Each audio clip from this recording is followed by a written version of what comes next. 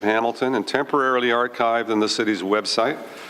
Other individuals in the media may also be audibly or visually recording this meeting, so be mindful of that. And remember that all electronic devices are to be switched to a non-audible function during our committee meeting.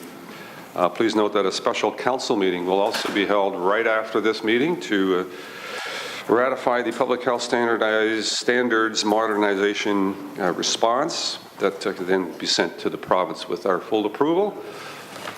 Madam Clerk, are there any changes to the agenda, please? Yes, we have added delegation requests from David Bennett, Hamilton Chapter of Council of Canadians respecting groundwater extraction. Mr. Jim Getz of the Canadian Beverage Association respecting groundwater extraction for commercial water bottling, which is item 8.2. Dave Cherkowski, Hamilton Chapter of Council of Canadians respecting groundwater extraction, and a group of students from Margaret Duville School regarding a water bottle ban. We also have one delegation that has been withdrawn. That was item 6.3 from Gail Kranzberg of McMaster University due to a scheduling conflict. She is unable to attend today, but she has submitted item 11.3, which is added correspondence. Okay, thank you. So agenda as amended, moved by Johnson, seconded by Johnson. Johnson and Johnson, all in favor? Yes. Carried, thank you. Are there any declarations of interest? Councillor Pearson. Mr. Mayor, yes, thank you. No, it's not a declaration of interest, but I have to scoot downstairs to a Committee of Adjustments application in about 5 minutes, and I will be right back. Thank you. Councillor Johnson. Yes, sir. I have a conflict for item 4.1, 4.2, 4.3, 4.4, 4.5, 5.1, 5.6.1, 6.2, 6.3, and 8.2 for bottled water. My husband works for Coca-Cola. Thank you. Duly noted. And you will leave. You'll leave. Sure. Okay. You've been thrown out of better places, I'm sure. A motion to approve the minutes of March the 20th. All in favor? Carried. Moved by Green, seconded by Marula. A motion to approve the delegation requests for today's items 4.1 through 2.45. Seconded. Moved by Partridge, seconded by Green. All in favor? Carried. So we turn to delegations respecting the item 8.1, groundwater extraction for commercial water bottling, and you will be invited to come to the podium and speak at the time of the report. So the delegation is Chris McLaughlin of the Bay Area Restoration Council. I think we can hear it all right, unless we need to make a decision, then we need quorum for sure. So Chris, I think you're on for the delegation as of right now. If I may interrupt, Mr. Mayor? Oh, I'm sorry, we were doing students first. I apologize, yes. We have my friends at Margaret Deweyville here that are going to do a presentation on the water bottle. They had a fantastic eco fair at their school the other week that I was pleased to attend, and you will be pleased to know that Margaret Deweyville is the most eco-friendly school in Canada, not just Ontario, in Canada. So a warm welcome to you all, eco-friendly students, and I'm sure we can learn from your good experience. And the Eco Fair was absolutely fantastic, attended by many of our city staff, public health included, as well as public works, talking about water. And I'm going to let you, so there's a microphone a little lower there, so whoever's doing the speaking, if you could use that microphone and directly in, and we're great. Thank you. We've got one. Oh, you want to pull the screen down so we can see the people behind you? Or do you need the screen? You're good? All right. Welcome. Good afternoon. We are students from St. Marguerite de Ville Catholic Elementary School located on Hamilton Mountain. I am Paulina and in grade 7, and we thank you for inviting us to share our views on banning the one-time use water bottles. We feel it is crucial to have student voice in all that we do in our school. So we appreciate that you invited us so we can share our thoughts with you on a very important topic that has effect on our lives now and in the future. By inviting us, you are acknowledging that our voice is heard and value our opinions. Decisions you will make today will affect our future as adult citizens in this community, so we appreciate that you want to hear from us. Ultimately, your decision will affect our way of life. We want you to know that we may be young, but we are wise and stand up for what we believe will make our lives better. Please listen to some of the students who work on our school's ECO and HAT teams. I'm Lauren, and I'm in grade 2.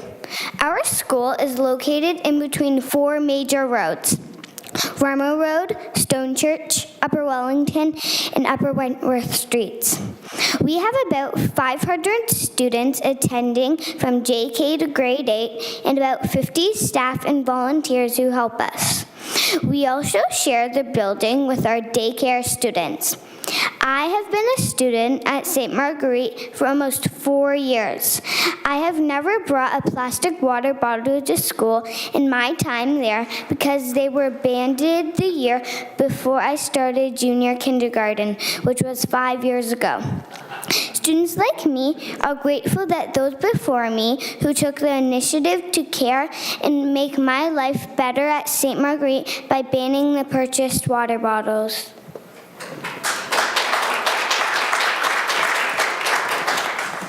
I am Allison, and in grade 5, we have been in Ontario Certified Eco School for 11 years. We have 6 gold and 5 platinum certifications. Last year, we received national recognition. And that is just amazing at your age, so keep up the good work. There's a promising future for each and every one of you, and I want to thank certainly the faculty that's also part of the stewards of your education. Thank you. Thank you very much. Councillor Partridge.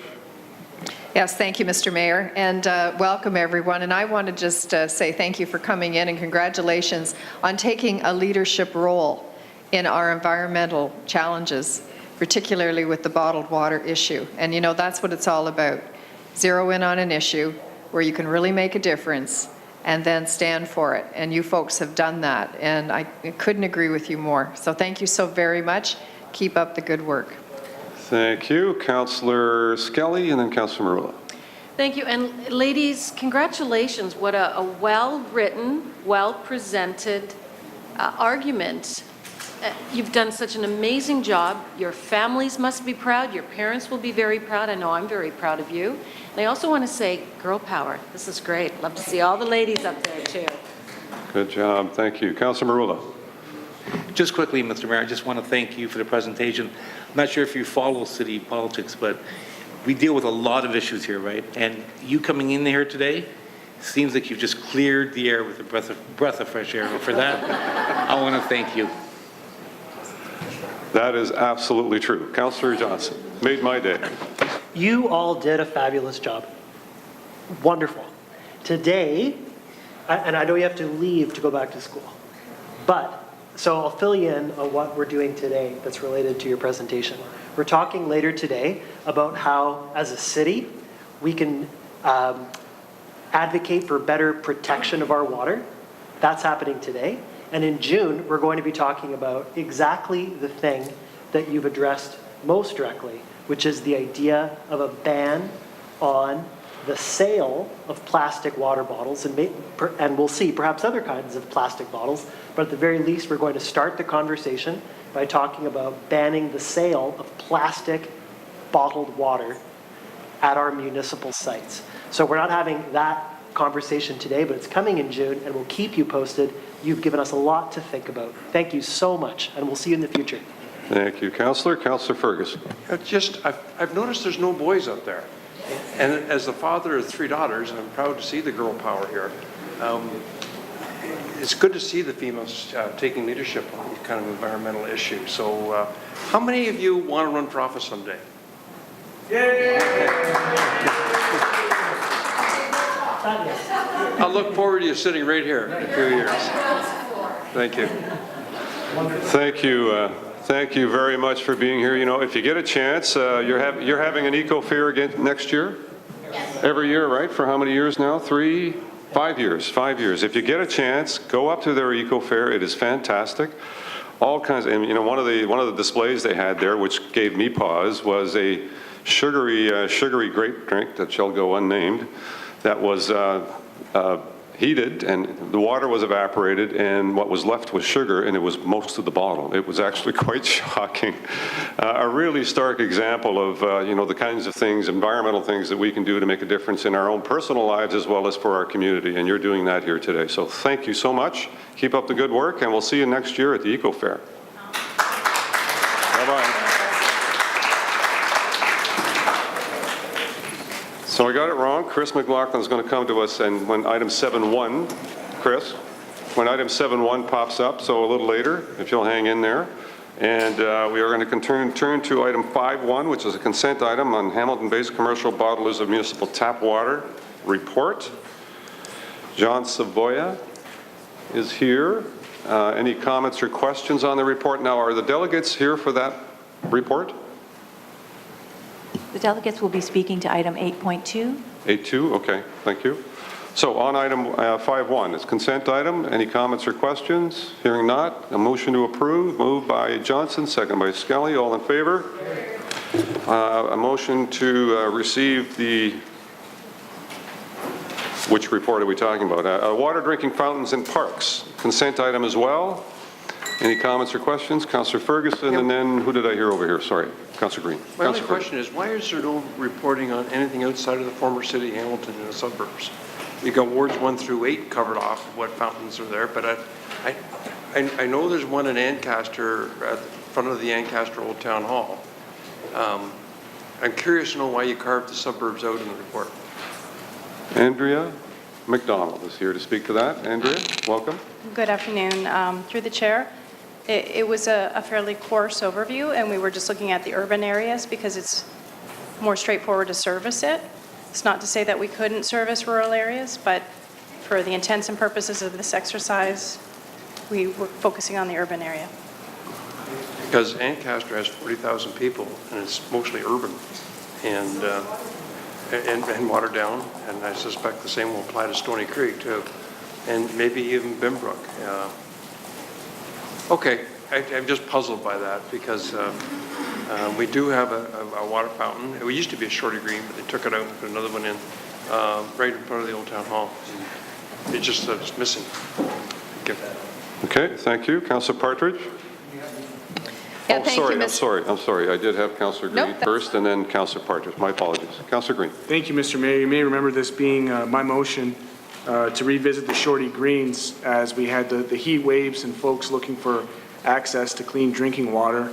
We revisited it. I'm a little bit, I got to say that the sticker price on the overall report here, estimated capital cost of $14 million for 407 sites with an additional operating cost, obviously puts probably a firm no in this project. But like, I'm wondering through you, Mr. Mayor, to staff, are there other options presented? Can we do a phased-in approach? Is there something, I'm interested at least through area rating to look at the installation or the reinstallation of some of these where appropriate, because there's got to still be infrastructure in place from the old system, is there not? Andrea? Through the chair, I don't think that this report is saying that we will not put water fountains into every perhaps new project. It's just overall, if the direction was to implement a water drinking fountain into every park, that's what we'd be looking at. But it's not to say that we can't have continued water drinking fountains built into new capital park projects or through area rating, subject to council approval of operating budget. Okay. So just the breakdown here, 470, and forgive me, the season operating is $300 a year, with the inspection $1,700 annual operating per fountain. Andrea? That's correct. That's approximately what we spend per year per fountain. Because, I mean, as we've just heard so eloquently stated by the students here, we're looking to shift away from water bottles, and the only way to do that is by providing an opportunity for people in public spaces to have this. So, my question through you, Mr. Mayor, to staff is, where can I go as a Ward 3 councillor? And we've heard now from the suburbs there's some interest in them exploring their own wards, but where can I go to pursue having these reinstalled? What would be the next step for me in some of my parks in the inner city where kids might not have access to clean drinking water. Andrea? Through the chair, we will still be continuing to redevelop some parkland through our landscape architectural services projects. Through your area rating, still a viable option to put a request in, again, subject to operational budget approval from council. And just to close it off here, Andrea, the Shorty Greens that were out there,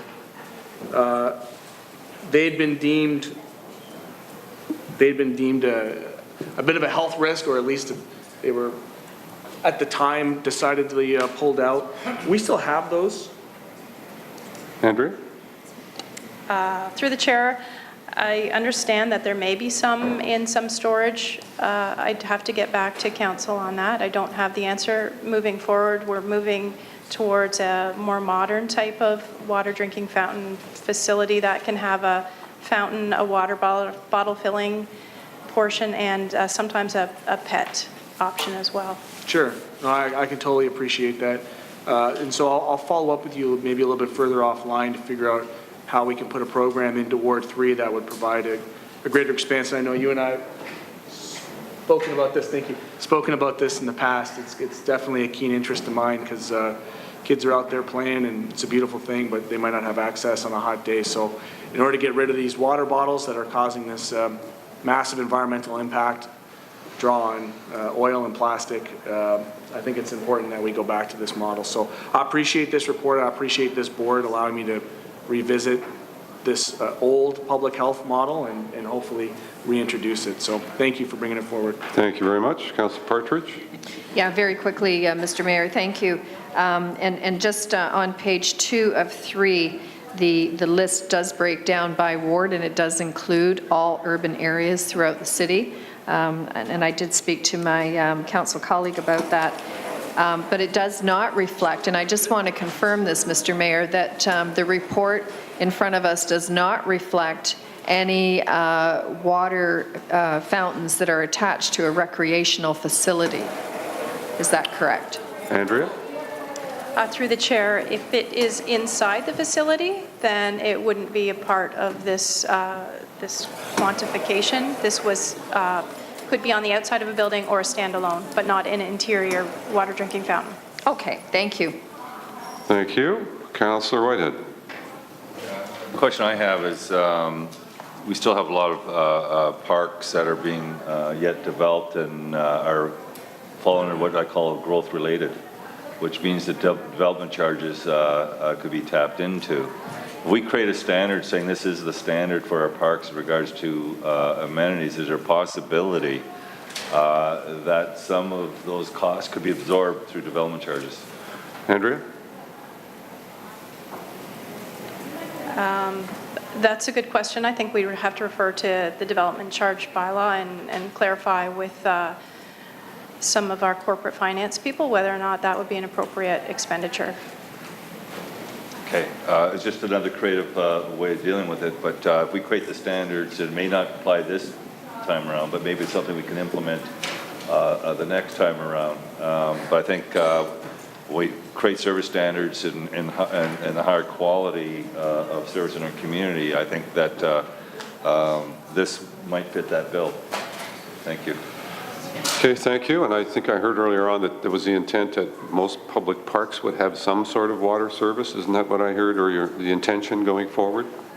With a new model, not the green stubbies, but the more modern fountains? Through you, Mr. Mayor, yes, every design that comes forward through Landscape Architectural Services usually has a community component through the design. Yep. And should council wish to make a policy moving forward that new park development include a water drinking fountain, that would be built into the capital costs. Okay, and that would be more appropriately done through Public Works, I'd imagine? Andrew? I would think that would be appropriate, yes. Okay, all right. Thank you very much. Any other comments or questions? If not, a motion to approve the report. Moved by Whitehead, seconded by Ferguson. All in favor? Carried. Thank you. Item 5.3, the Public Health Services Emergency Management Program update. Dr. Jessica Hopkins is here to speak to this. If there are any questions, are you wanting to add anything to the report? No? Okay. Any comments or questions on that report? If not, moved by Partridge, seconded by Collins. All in favor? Carried. Thank you. So we are at public delegations. We have a delegation from Jim Goetz, if I got that right. Pardon me, if I Mr. don't, Mayor? you'll correct me, I'm sure. We have item 5.3. Sorry? I think we just did it. Yeah, I got one on you. That's good. You're usually never tripped up. Just this once. Jim, if you are here, President of the Canadian Beverage Association, you're welcome, sir. You have a 5-minute time limit. If you could stay within that, that would be much appreciated. This is your original.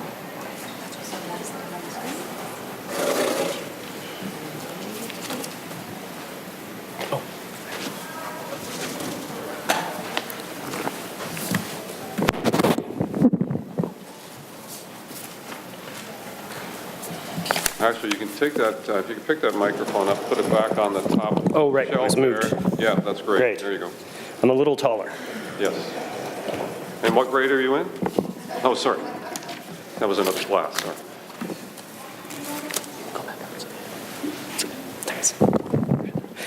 Good afternoon, Mayor, members of Council, and everyone who has come out this afternoon to discuss public health in the City of Hamilton.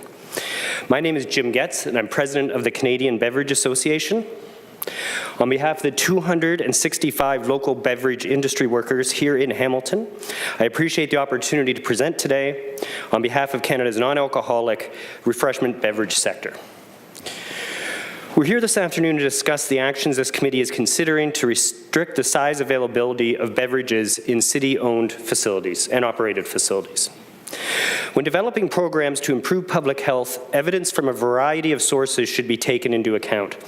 Our industry knows that educating consumers and providing choices that help facilitate positive changes in Canada's beverage habits.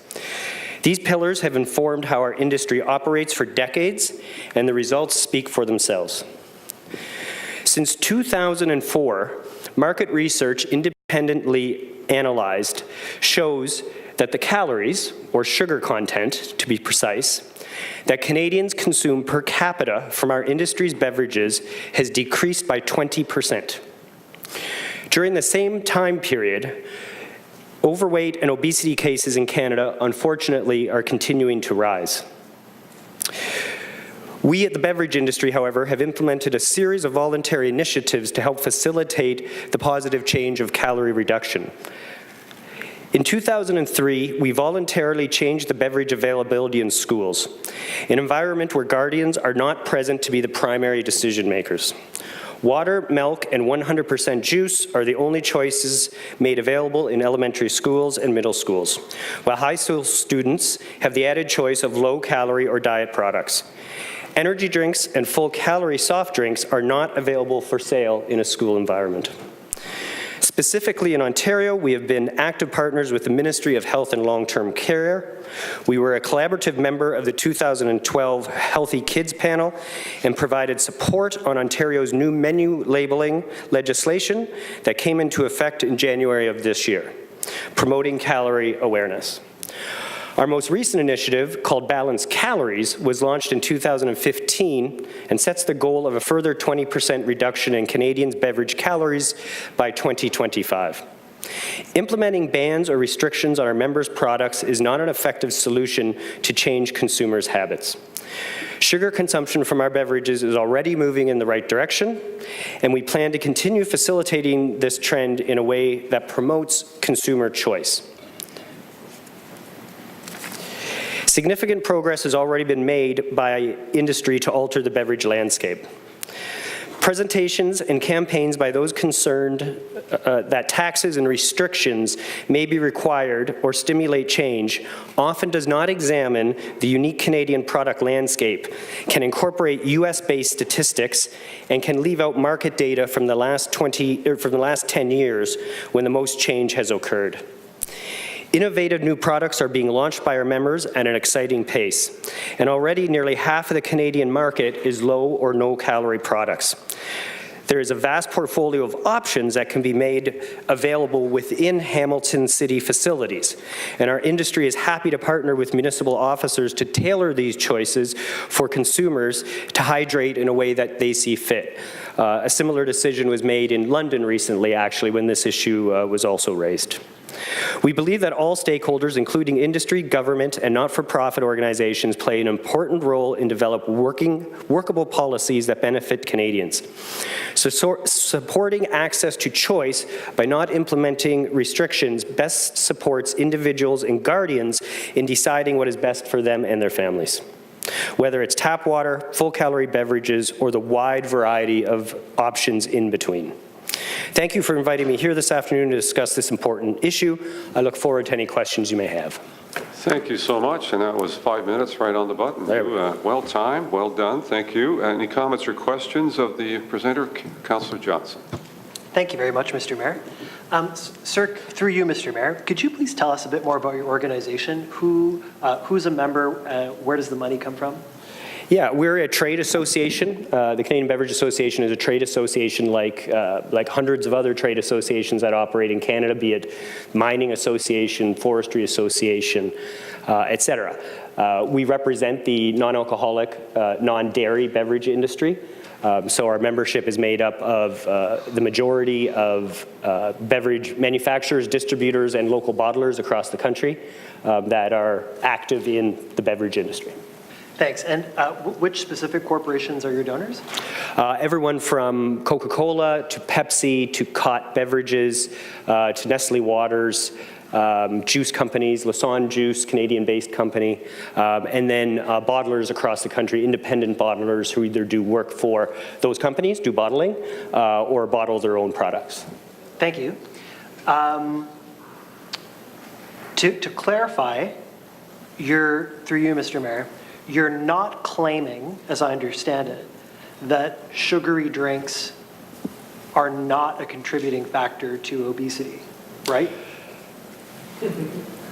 All food and all beverage can contribute to obesity. Yes. The last data that came out through Statistics Canada showed that beverages, full-calorie beverages, contribute, and this was in 2004. New data is coming out later this month, we believe, from Stats Canada on that. Contributed only 7% of calories to Canadians' diets, and that was before the reductions that we've seen in the last few years. So 90-some-odd percentage of calories are coming from other sources in Canadians' diets. Overconsumption of almost anything can contribute to obesity. That's why we, of course, are taking action as well when it comes to bringing more choice to the market, be it low-calorie or no sugar products, to give Canadians that choice. Thank you. And through you, Mr. Mayor, in terms of non-alcoholic beverages, would you claim that given a choice between a sugary drink and a non-sugary, non-alcoholic drink, that there isn't generally a significant health difference between the sugary drink and the non-sugary drink? Well, first of all, again, I don't agree with the premise. Anything consumed in moderation, there's not necessarily a negative health outcome. Agreed. As far as the low-calorie beverages, it's just that the industry is putting more and more of them on the market in order to give consumers choice. That either if someone plays a game of soccer all afternoon and wants a full-calorie sports drink to cool off with at the end, that shouldn't be looked at as an unhealthy choice. If someone is having, 5 or 6 a day, which no one would recommend, that of course would be an unhealthy choice. But so is that person after the hockey game or the soccer game having, 5 hamburgers and 3 orders of fries instead of just 1. Sure. So the argument that's in my head that I'm interested in your feedback about would refer to a spectrum of healthiness. So for the sake of argument, Mr. Mayor, let's say that the gentleman is right, that it's appropriate to describe a sugary sports drink as not unhealthy, or I'll go way out there and say maybe even as healthy, right? Well, it is a source of hydration. If I could just complete, sorry. It is a source of hydration, agreed. No argument whatsoever.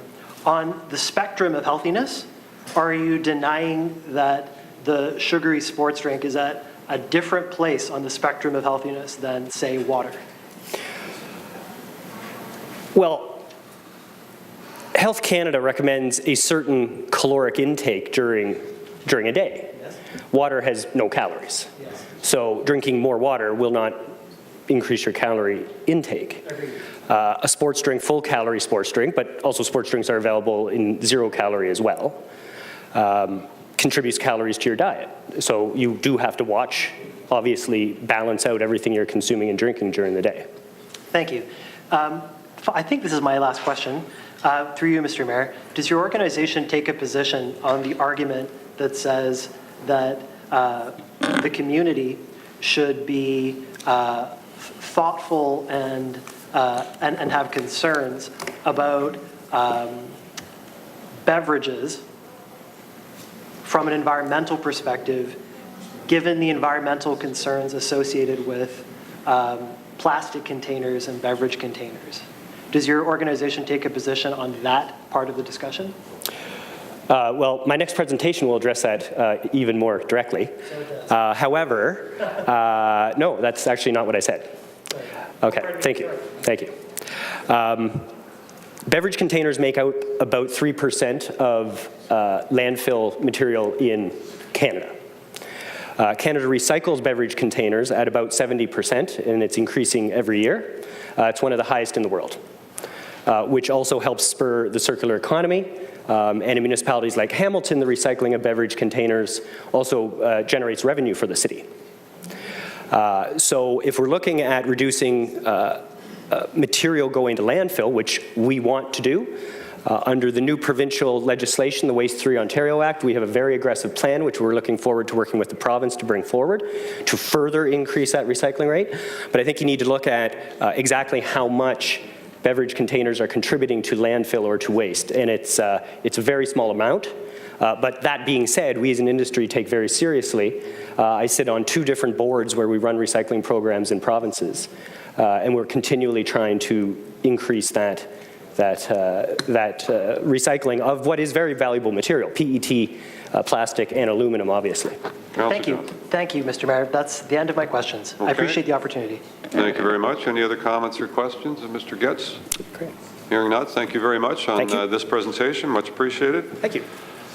Motion to receive the presentation, moved by Ferguson, seconded by Farr. All in favor? Carried. Thank you. We have item 7.1, suitability of Bayfront Beach as public beach. Now we have Chris McLaughlin to make a presentation from the Bay Area Restoration Council. Welcome, Chris. Thank you, Mr. Mayor.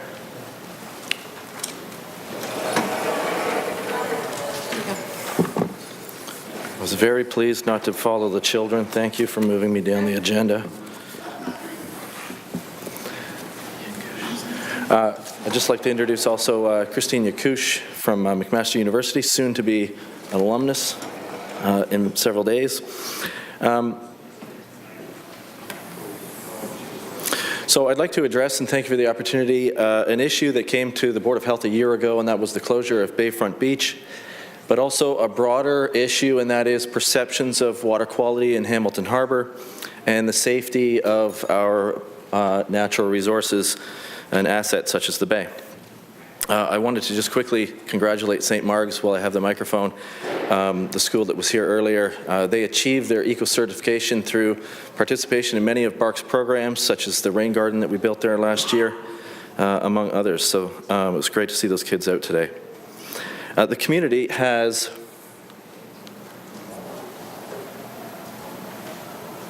Does that normally work? The community has a very long and intimate history. Gotcha. Thank you. No worries. The community has a very long and intimate history with the Bay. This is Bay Street Beach in and around 1930. In the years just prior to the official closure through municipal fiat of the beach and swimming in the Bay.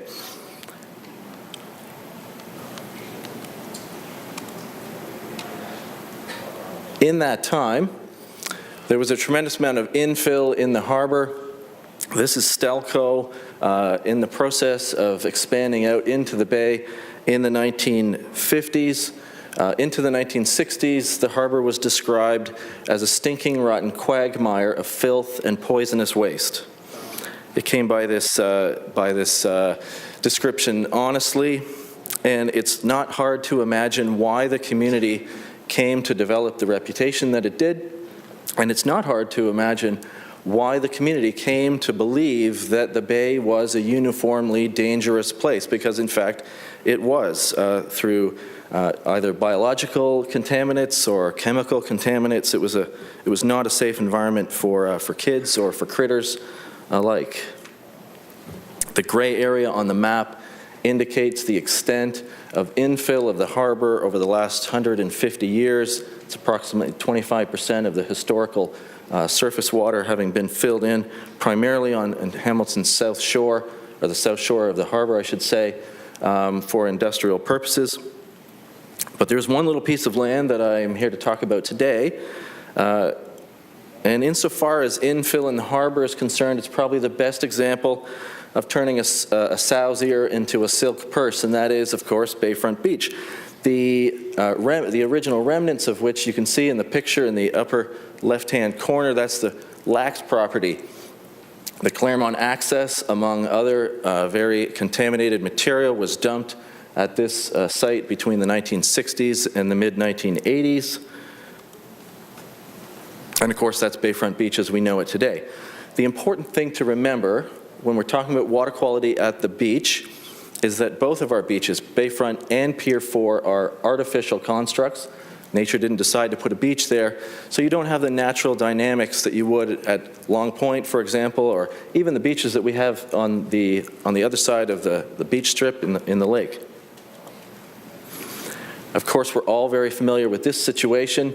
The reason this issue came to the Board of Health a year ago was that the number of closures through the years going back to the late 90s at Bayfront Beach was unacceptably high, and the directive to close the beach for the entire season in 2016 was in part, I would imagine, a push of this issue to some resolution.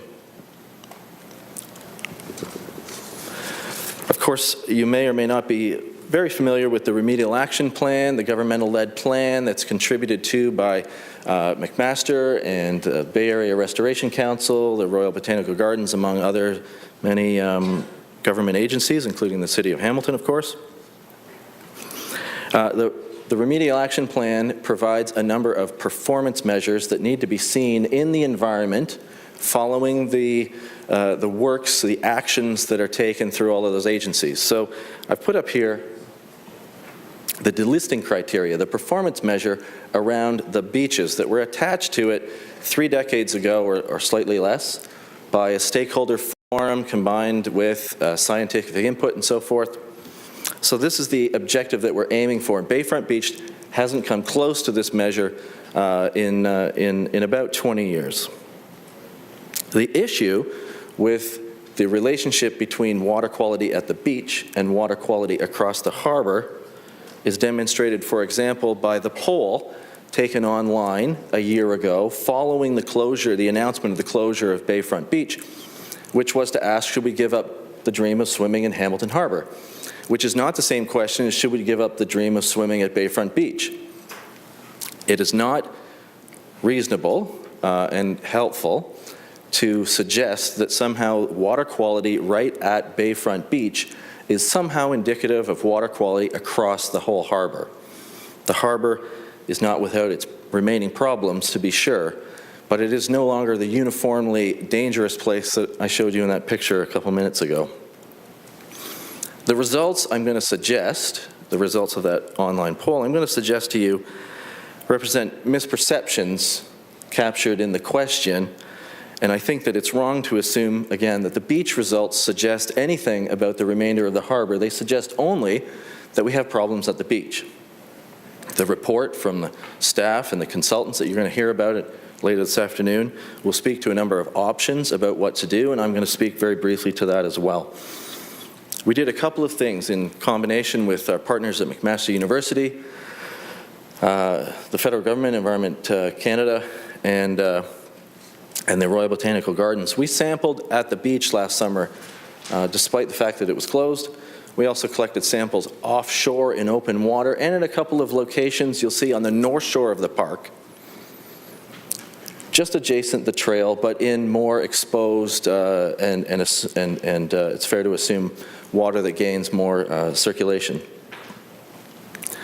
The green dots on June 14th represent an acceptable level of E. coli bacteria with respect to the provincial objective on recreational water quality. This is the measure that's used to determine whether or not to post the beach as open or closed and safe for swimming or not. Notwithstanding the fact that 2016 was a very unusual year, particularly the spring for precipitation, I want simply to just demonstrate at a very high level the fact that we have, that data exist to determine whether or not the beach should be closed or not and whether or not water is safe for swimming. These are results from June 22nd, a week later, and then a week later, these results I'm going to suggest to you, and I'm not going to take you through 14 weeks of the summer collecting data. I'm going to suggest to you that these data that I'm showing you here, poor water quality at the beach and decent water quality on the offshore open water, are largely indicative of what many years of sampling by Environment Canada and the City of Hamilton have found, that the further out into open water you get, the better the water quality. That's not to suggest that there aren't other issues that might keep us from swimming safely in those areas, but with respect to E. coli, this is the determinant of swimming or not. Second thing that we did in the fall was collect on the same morning data samples from each of these points to try and paint a picture of what water quality looks like in the in embayments such as the Royal Hamilton Yacht Club or Bayfront Beach versus open water and in various areas around the harbor. Again, a green dot is an acceptable level of E. coli bacteria and suitable for a level suitable for permitting recreational swimming. A red dot is above that standard. Now, the red dots, I haven't provided all the data. I'm trying to get this to keep this to very short, but you get the idea that in response to the suggestion that somehow the beach is indicative of the harbor as a whole, that's simply not the case. The issue is very complicated, far more complicated than I can show you with some dots on a map. But the general gist of the issue in that swimming is, with respect again to E. coli, safe in many places, many times through the year is generally true. Each of the red dots represents a localized issue, whether it be the mouth of Indian Creek coming out of urban Burlington, for example. That's the red dot in the upper right hand of the map. Most of the problems that we encounter, with the exception of algal blooms, which are system-wide and close the beaches and make it unsafe for swimming, this is the issue that we face. Now, we're not suggesting that swimming is suggested or to be encouraged in Windermere Basin, or Windermere Arm, I should say, in the lower right-hand corner, in the shipping channel, and certainly not off of Randall Reef, where we did find acceptable levels of E. coli. But the fact remains that the City of Hamilton is actively, as it should, encouraging people through the developments that you see on the screen, the trails and open areas like Windermere Basin and the Waterfront Trail openly, and encouraging our citizens to come down to the water. I'm going to suggest to you that it is incumbent upon the city to do far more than that, to actively encourage that people, the community, can and should safely go in the water. I'm not suggesting that this is a short-term measure, that this is necessarily a program for 2017, but we have a long history of doing just that. This again is Bay Street Beach in the late 1920s. I'm going to suggest to you that my visit to Lynn Canyon in North Vancouver, where the City of North Vancouver actively promotes residents and visitors to partake in the activities you see, which I can attest are a lot of fun. It's a great way to spend the afternoon, and this is simply to illustrate the fact that infrastructure could be incorporated into our plan in the West Harbour and recreation, such that our community could have experiences such as this. And of course, if I'm going to suggest such things, I'm going to get the question, and the answer has to be yes. Thank you very much. Thank you. Well done. Good picture, actually. Been there myself, actually. It's not so bad. I have Councillors Farr, Collins, and Marula. Councillor Farr. Thank you, Mr. Mayor. Chris, great presentation. A bit of a history lesson, but you're focusing on the future too, and I appreciate having an opportunity. I always appreciate having opportunities to speak to you outside of committee. And certainly I'm encouraged by your sentiment that while we have made a concerted effort through your office and several councils before to encourage people to get to the water's edge, we've been very, very successful at that in recent years. We're becoming more and more successful. You're selling all the benefits worldwide, Mr. Mayor, and we appreciate that as well. But you're saying, let's not just get to the edge, let's jump in safely. Precisely. Through you, Chair, how? What are some of the ideas to actually make that a reality, the second to last picture a reality? There are a number of access points that would, and I don't want to prejudice the options that are going to be presented in the report that you're going to receive.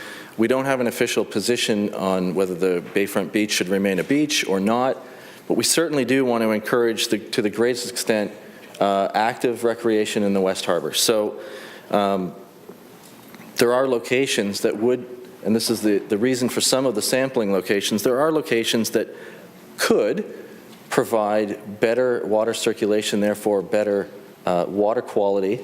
And that's not to say that this can be done without a thorough investigation of the implications with a monitoring program, and but not unlike we have for the beaches already. It's just providing opportunities in different locations to try and maximize the number of chances, days out of the year that we can get in the water. It's suggested, and it's certainly hoped for, that in the coming years, water quality across the harbour will improve. We hope to see that in 2022 with the upgrades to Hamilton's wastewater treatment plant. With work going on in the watershed, hopefully we'll start to see changes in water quality downstream, such that at least for part of the year, certainly in the earlier part of the year, when the lake is really cold, that the beaches in the harbour, or other facilities in the harbour, would provide opportunities for the community to get safely into the water. The issues at Bayfront Beach particularly, it's the blue-green algae, it's goose droppings more than anything. Can you explain what it is there at the edge, water's edge, that makes it the red dot it is, and with all the green as you get further out? What is causing that again? Just remind us through your chair. Just quickly, there's been analysis of the where the E. coli bacteria are coming from. It is primarily from birds. Some birds are a bigger threat to human health than others, but geese and to some extent, lesser known extent, gulls are the main contributors, not the only contributors. I believe, and again, it's not my place to speak to the report that you're going to hear from, but certainly there will be, some of the low-cost options that in the report, and this is true of the last several years, would be to deal with the birds that may be easier and cheaper, and see what kind of response that we get in terms of water quality before steps are taken to decide what exactly should happen to the beach. But my real purpose is, aside from changing perceptions or trying to reorient perceptions of water quality, is to encourage the city to look at what else could be done. I think there are some, really exciting opportunities. Not, and again, the caveat of they're not without their challenges.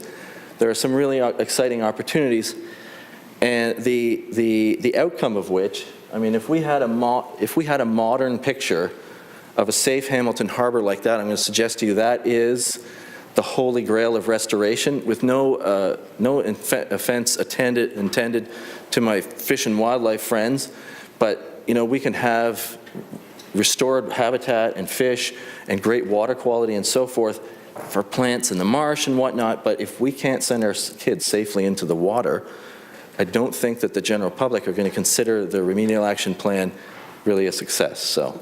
Okay, thank you, Chris. Excellent, and I Councillor Farr. appreciate hearing you say the harbor is no longer the uniformly dangerous place, and your studies and works have shown that. So we are headed in the right direction. That's your prevailing theme. Through you, Mr. Mayor, is it Helena? Christine. Christine? I wasn't even close. Come on up here. You did all the, as a MAC student, you did all the testing? So I took all of the water samples to the lab and did the analysis in the lab, so testing for the presence of E. coli in our samples. I was the one sampling the beach samples in North Shore, and Environment Canada did help us out with the deep water samples. And it was observed that the Bayfront Beach samples were the worst out of all of the other areas.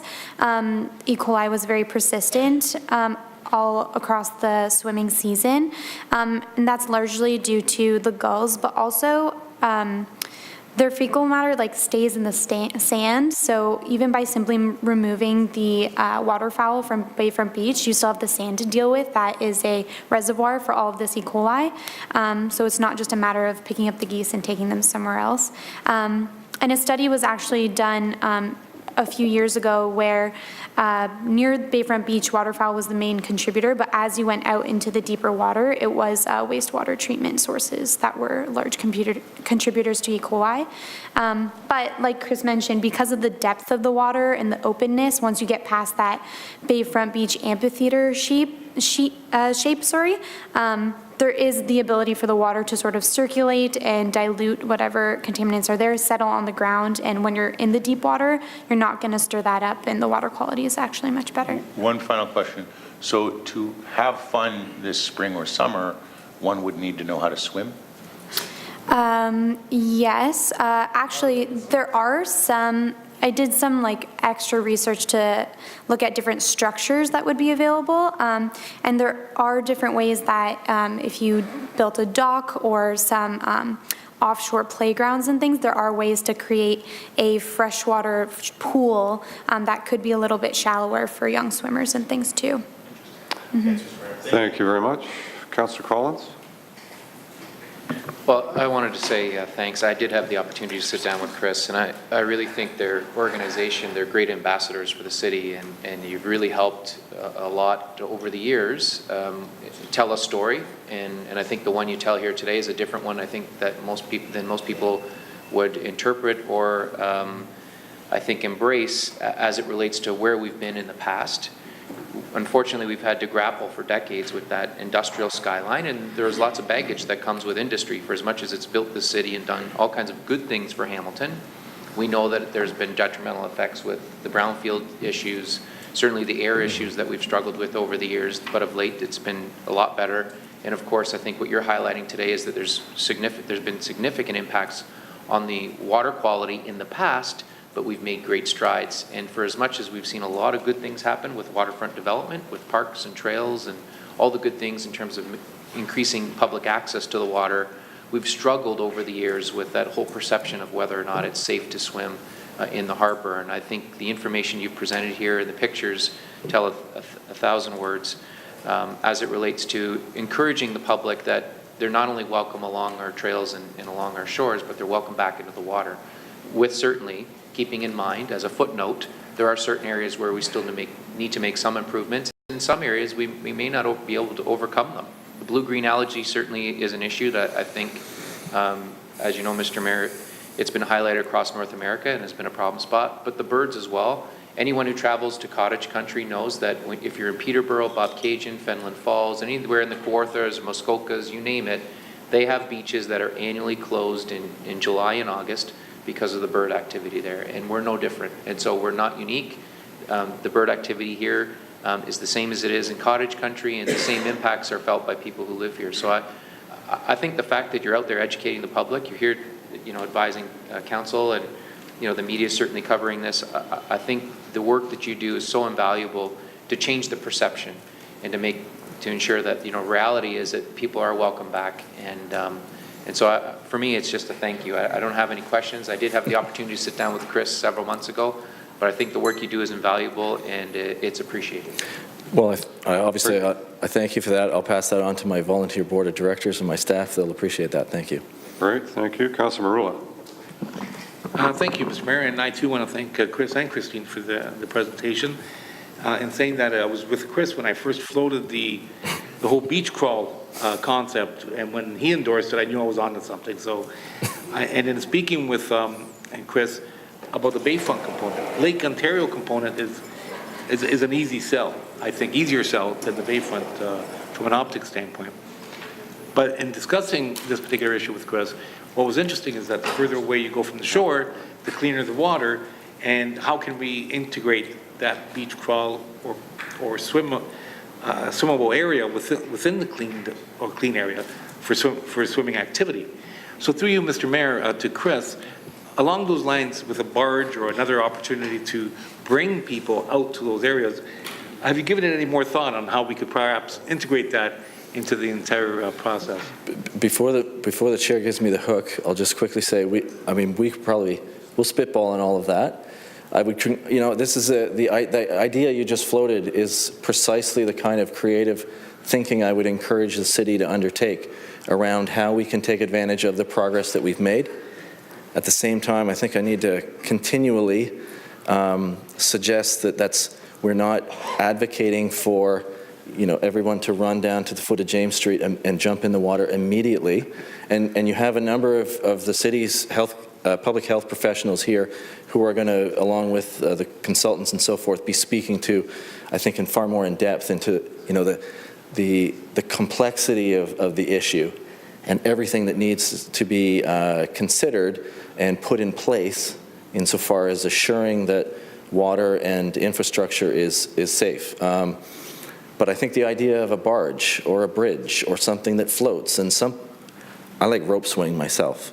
But all of these things speak to experiences that are quite different from a beach and would draw a whole different crowd and obviously be a really invaluable tool to marketing the recovery of the city insofar as we can look to the recovery of the bay as an indicator of that. That's excellent. And through you, Mr. Mayor, in looking at what we're doing, we're just going out for an RFP process with respect to the beach crawl. The response has been quite remarkable. It's going to be this summer, and I think in assessing the success of this summer, incorporating Bayfront along the lines of a barge or some other rope swimming or some other means of having people enjoy the water of Bayfront is something that I'd like to integrate into perhaps next year's beach crawl, so that Bayfront, which ties into that revitalization in that court, thanks to my good colleague and friend, Councillor Farr, we can focus in on a lot of those successes and bring that water back to people. So at the appropriate time, what I'd like to do is to, I guess, provide notice of that intent and to integrate it somehow for future crawls. And I'll work with Councillor Farr and staff as well accordingly to see that comes to fruition. So, Mr. Mayor, I just, again, want to also acknowledge that Chris, in all the years that I've known him and spoken to him, his enthusiasm has only gotten stronger over the years rather than weaker, and that is something that needs to be applauded. So I thank you, sir, and thanks very much, Chris. Appreciate that. Thank you. Thank you very much, Chris. Congratulations. Councillor Green. Thank you very much, Mr. Mayor, and certainly echoing the words of the previous speakers, having had some great opportunities to chat with Chris and the work that's happening down there around water issues. Could you please go back to the slide where you did your infill analysis, like where you had there it is, right there. So you will know, of course, that the Sherman Inlet, under a memorandum of understanding with the Hamilton Port Authority, said that there was supposed to be a transfer of the inlet to the city. In your work, do you see that as being a viable access place for people in the northeast community to be able to access the water? I've been down there. They say they're doing everything they can to remediate it, but what work would need to be done to open that up to public access? To the extent that there are technical issues around that, I don't have the expertise to speak to that, but I would just suggest that it's impressive, having done work myself in other areas of concern, which is the label that Hamilton Harbour has, along with Thunder Bay and a number of other sites in the Canadian Great Lakes. Having done work on remediation in other sites, we have a Port Authority that is remarkably engaged relative to the Port Authority that you find in other communities. Their land use plan speaks first and foremost to public engagement and meeting the goals of the remedial action plan. And I'm not suggesting that they couldn't do better necessarily, but relative to my knowledge of the governance of other remedial action plans, the Hamilton Port Authority has a fairly positive outlook insofar as engaging in this way. I've made the suggestion that for those of you who have been to Bruce Peninsula National Park and have climbed that structure out in the middle of the forest and looked out in 360 degrees, that mimicking that piece of infrastructure with a small parking lot right at the south end of what remains of Sherman Inlet would be an entirely unique perspective that most of the community never gets to see. They don't get to go up one of these towers and look around in 360 degrees. It would be a really remarkable and interesting thing for people from across Ontario to visit Hamilton and look at the extent of industry. I mean, you kind of get a sense of that if you're driving up on Burlington Street on the elevated part, but you're driving, so you're just quickly looking around. But to get out and actually, have some interpretive materials and so forth, I think would be a really interesting, a really remarkable experience. So just in terms of, like, people are so fascinated by this history. It's not that, someone who first started infilling this gray area could be with us today and say, you know what, it did look pretty much like that 150 years ago. People are fascinated by the fact that it's not just an environment that was really badly degraded by human activity. It was the wholesale obliteration of an ecosystem and replacement with an industrial shoreline. And so to try and imagine that whole process is really fascinating, and I think it's such a unique thing to Hamilton. We could really entertain visitors from all over Southern Ontario. Councillor Green. I just know I appreciate your perspective with the port. It hasn't been my experience. It's been my experience that memorandum has been sitting there. I know I've personally followed up with them about the Sherman Inlet, and they didn't have nearly the vision or enthusiasm that you had in terms of using it as an asset. I'd like to pursue that memorandum of understanding until it's unpursuable. And so I'll be doing that in a different forum, but I certainly appreciate that idea of having that lookout or having something for, the community in the Northeast End to be able to access the shoreline, because essentially we don't have that access that's been it's been taken from the community in this obliteration that you so adequately addressed. So I'll leave it there because I know the political constraints that you're under to speak about people who might be potential partners, but I'll leave that to my realm, and just thank both you and Christine for being here. At MacRad, a recent MacRad. Soon. Any day now. Graduated. Well, hopefully you stick around and continue the great work down at the water, Christine, and Chris, I certainly appreciate you being here. Thank you, and I would just follow up. I'm aware I'm early in your agenda, but one of the great successes of the Remedial Action Plan in Hamilton Harbour has been public access. We've increased by about 1,000% the amount of access to the water over the last 30 years. It used to be, as Mr. Mayor will know, as a former chair of the Hamilton Port Authority, that effectively a chain link fence extended the full length of the southern shore of the harbour and for decades cut off the community from this wonderful natural asset. So we were not only prevented from going safely in the water, but in our own minds we were prevented from going in or near the water. So the idea of providing increasing amounts of access, not just to walk along a trail, but to do something interesting and to tell the story of remnant pieces of the South Shoreline and so forth, is just remarkable. I'd be more than happy to follow up with you in the future on the issue and see what we might bring to bear on the conversation at least. So thank you for that. Thank you, Chris. Councillor Pearson. Thank you, Mr. Mayor, and thank you, Chris and Christine. I apologize, I missed most of the presentation. I had a committee of adjustments to attend, and we were able to amicably resolve it. But I did want to add, though, that I had the pleasure of meeting with Chris and going through this earlier, so I want to thank you for that. And you continue to speak as passionately as you did the day you met with me, and certainly if anybody's ever had an opportunity, Chris has been wonderful in offering me and affording me an opportunity to take some tours in different areas along our waterfronts. And actually last year we went for a canoe ride, and I've never been in a canoe, so it was quite exciting, and it was all through Princess Point, which was actually my backyard when I was growing up, but it was never on the waterfront side. So if anybody wants to take, if Chris is prepared to take offers and take councillors out to that, please go out and see it. And you'll actually get a good indication as far as the sewer issue that we're dealing with, and that work is being done right now in Dundas on the water treatment plant. Is that correct, Mr. Mayor, through you to Chris? There is works going on? Well, there is an investigation into how the hard infrastructure upgrades necessary to the plant could meet, but not necessarily exceed, due to financial limitations, the water quality necessary to recover Cootes Paradise to its fullest extent. That work is ongoing. Right.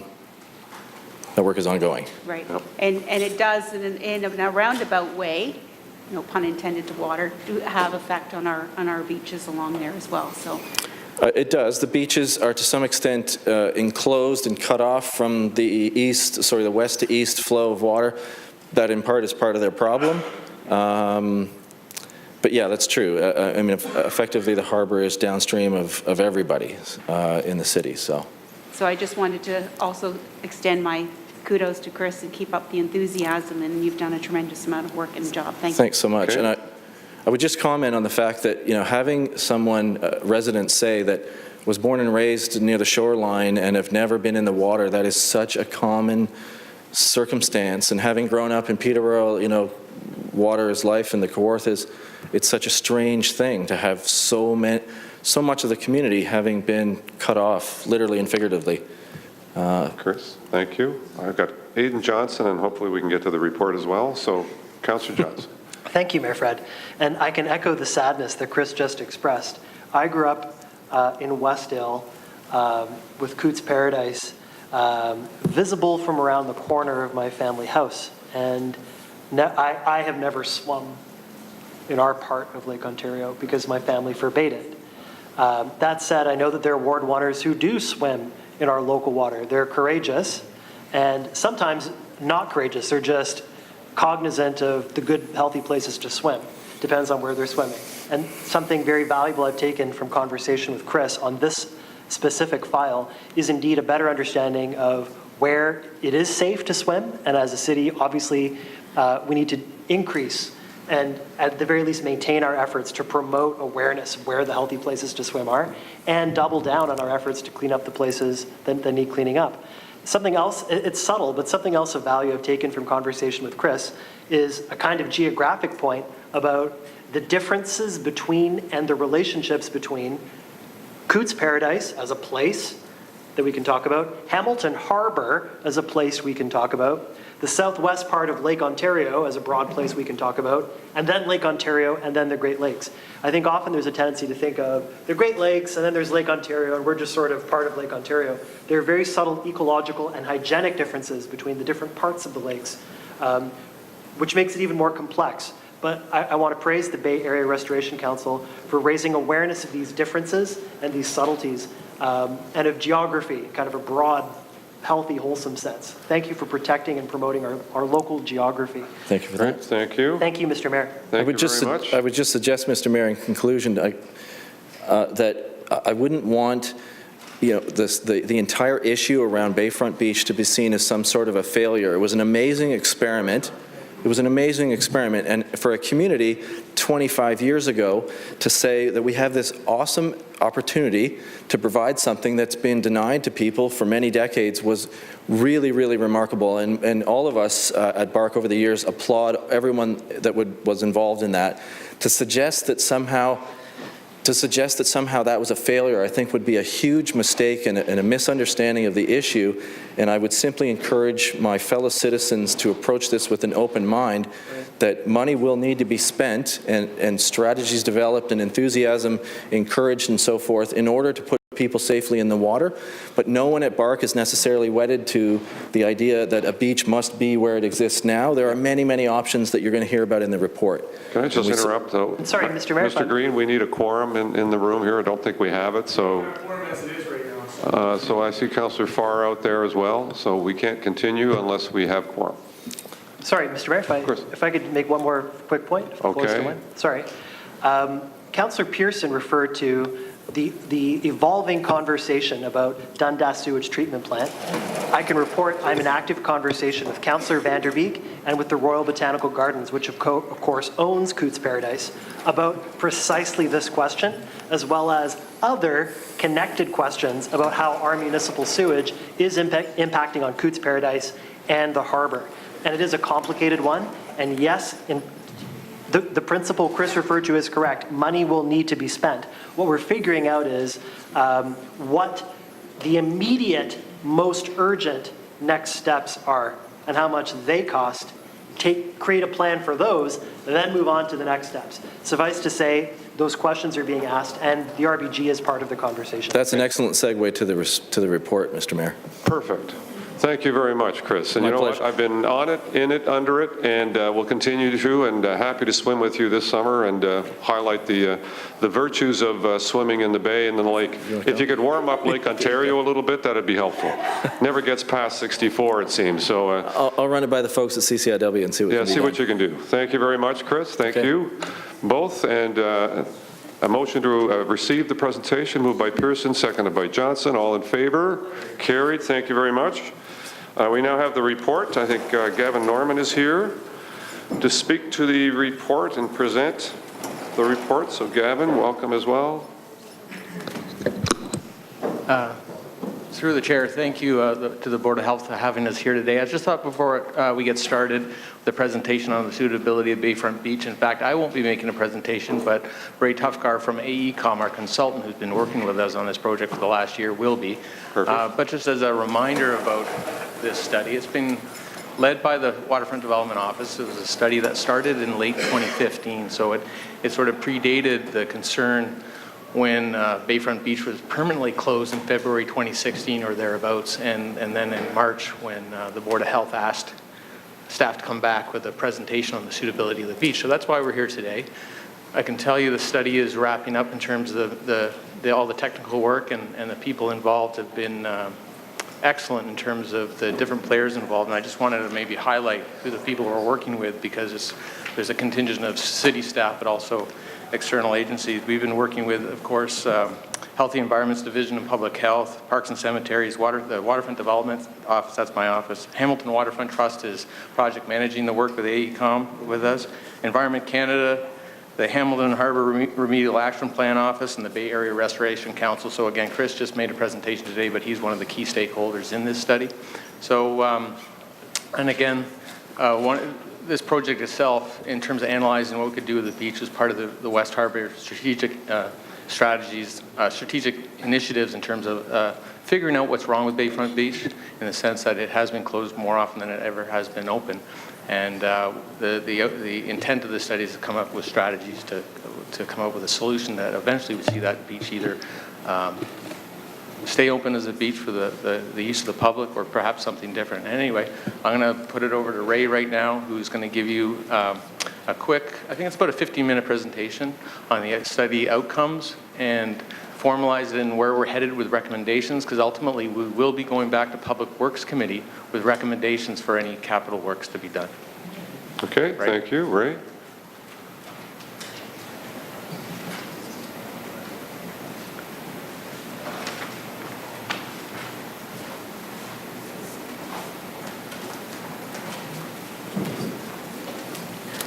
Didn't catch your full name, Ray, so I apologize.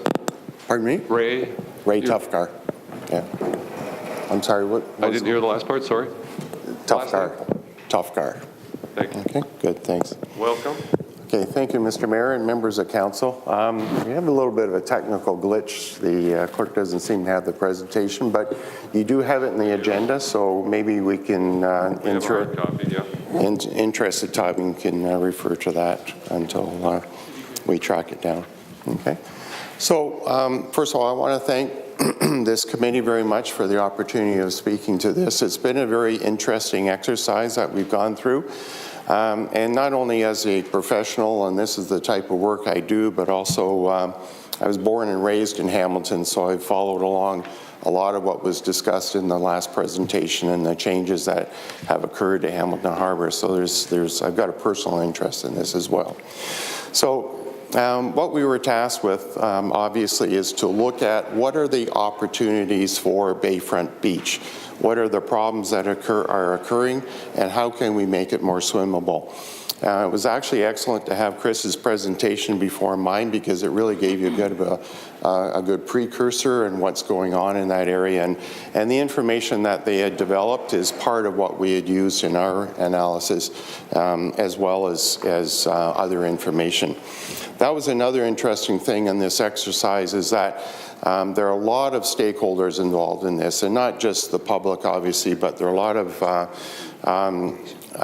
agencies as well as committees and so on that are involved in Hamilton Harbour, and I must say have done an excellent job in cleaning up Hamilton Harbour, in that it's a lot different today than it was a number of years ago in the slides that you had seen previously as well. So there have been a lot of improvements to Hamilton Harbour and making it swimmable. The thing that's really driving this, obviously, there was a resolution, and I think we have the presentation coming pretty soon. There was a resolution that really started this, is to really indicating or directing us to find out what can we do to make Bayfront Beach itself more swimmable. I'll just wait a second because the next one is a visual that I need to refer to. Okay.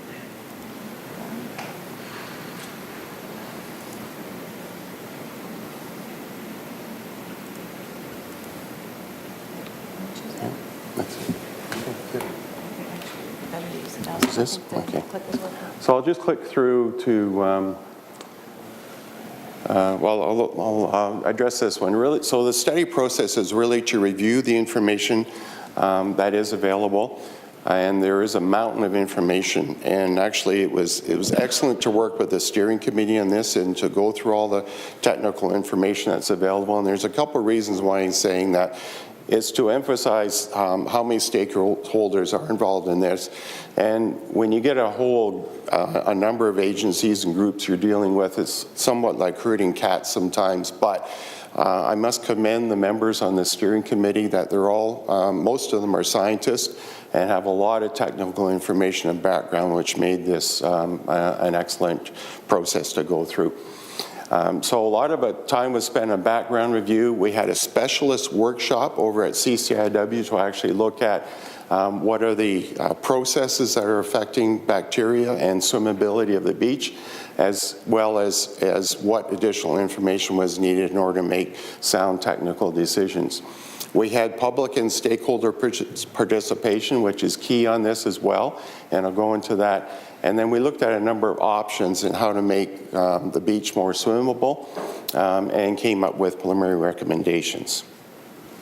Okay, next slide, please. Next. So this is a slide, you've seen this before, so we're really focusing on Bayfront Beach, which is the body down at the bottom there with the two arms on it. But those two arms are important to remember because when we looked at options, we were looking at potentially some physical changes to the beach area, but as well as worthy to note, we've got Pier 4 Beach, which is up and to the right, which is shown in there. So we really have two beaches, although in our study, we were focusing on Bayfront Beach. So next slide, please. Next slide. So the water quality concerns are really because of the closure of the beach, which you talked about before with the last presentation, but Really, it's bacteria is the key indicator that's used, obviously, for swimmability in the beach, but we also have blue-green algae and associated cyanobacteria that we'll talk about a little bit as well. Next slide, please. So the water quality conditions are really dependent on a number of factors that are going on. It's not just that we have bacteria at the beach, but there are things that affect that bacteria. As you know, or are probably well aware, the water in the harbor is not quiescent. It's always moving. It's always moving. The thing is, on Bayfront Beach, we have these two arms that affect how much the water can turn over, because when the water does move around, it actually turns over, and as well, if you have cleaner water, it refreshes, or you may have polluted water, and so on and so forth. But you'll also have what's going on in the sediment and the bottom of the beach area, as well as the harbor itself.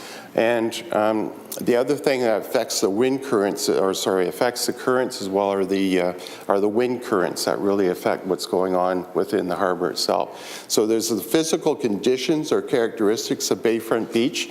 There's the water and how it moves around that affects what's going on with respect to bacteria. And then there's also the sources of bacteria. Where is it actually coming from? Because there are different areas where we can get pollution sources. Next slide, please. Okay, so one of the things we looked at is what are the potential sources of bacteria, as well as, like I mentioned before, we got cyanobacteria issues through blue-green algae. But there are other possible sources. There's watersheds. The wastewater treatment plant, obviously, is in the area.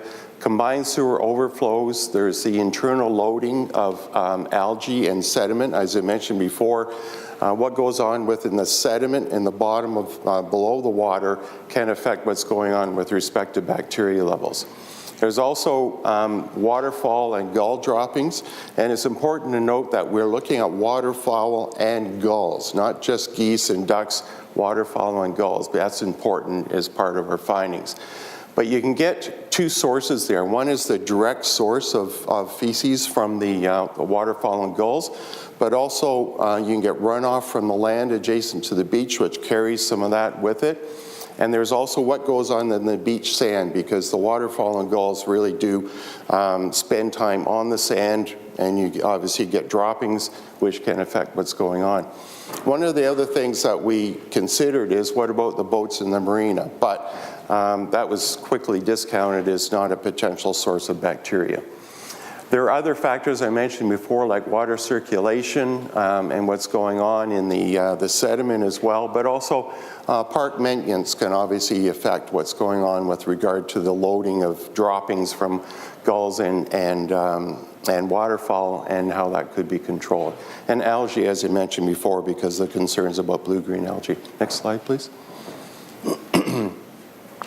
So during the process, as I mentioned before, it's very important to note that we did have public consultation in this, and it not only included the stakeholders, the steering committee that we had, and the various groups that are involved in this, but the public at large. That was done through both interviews at both Bayfront Beach and Pier 4 Beach, as well as questionnaires and the online survey that was mentioned before. Next, please.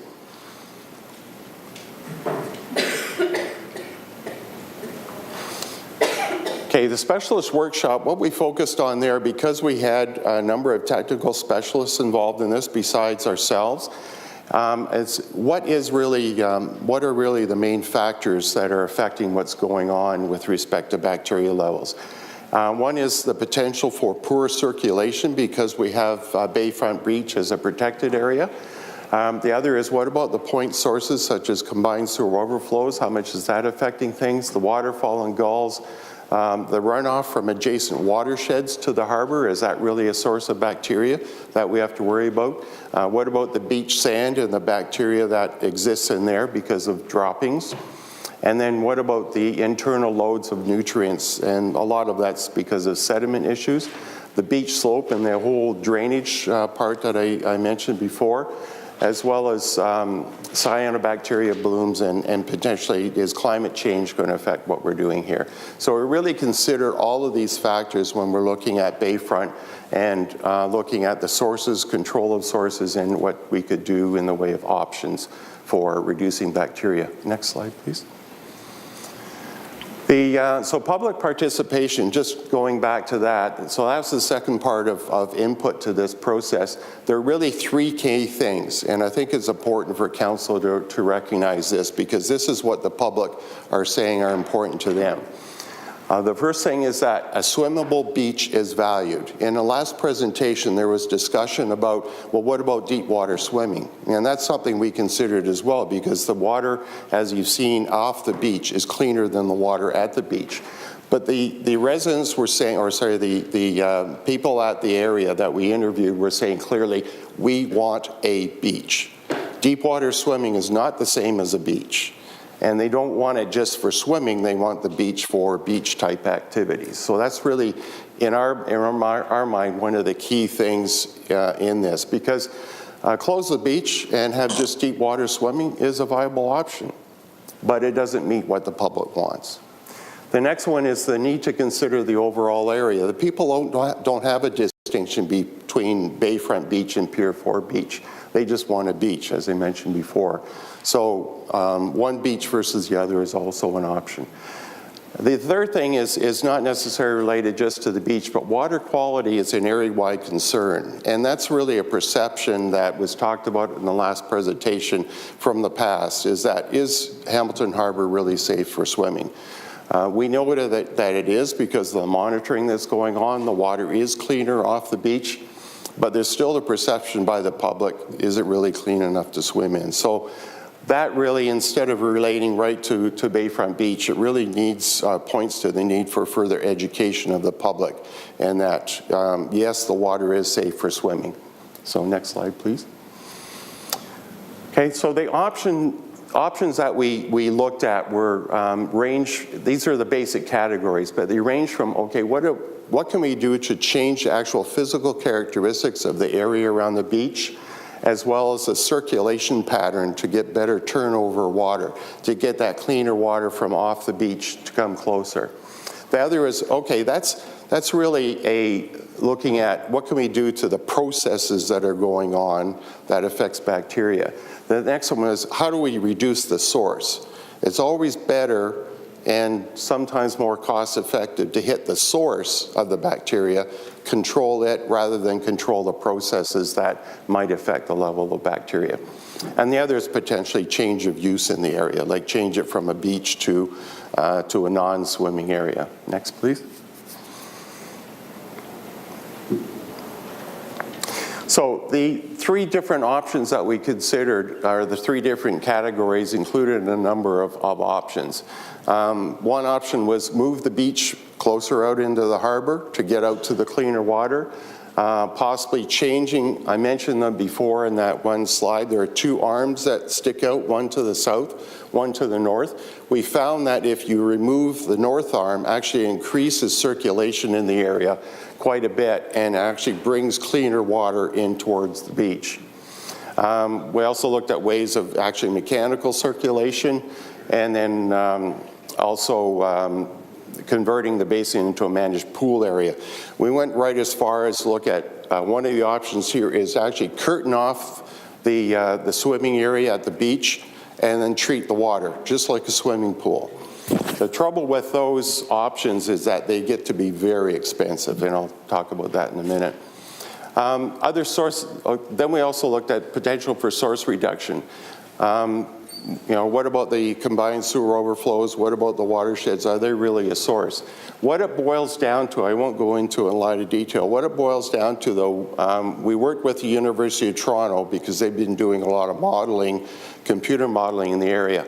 And what was found, one of the key findings, and this is important for the committee members, is that the bacteria at Bayfront Beach is coming from the local waterfowl and gulls. That's what it's coming from. It's not coming from the watersheds adjacent that drain into Hamilton Harbor.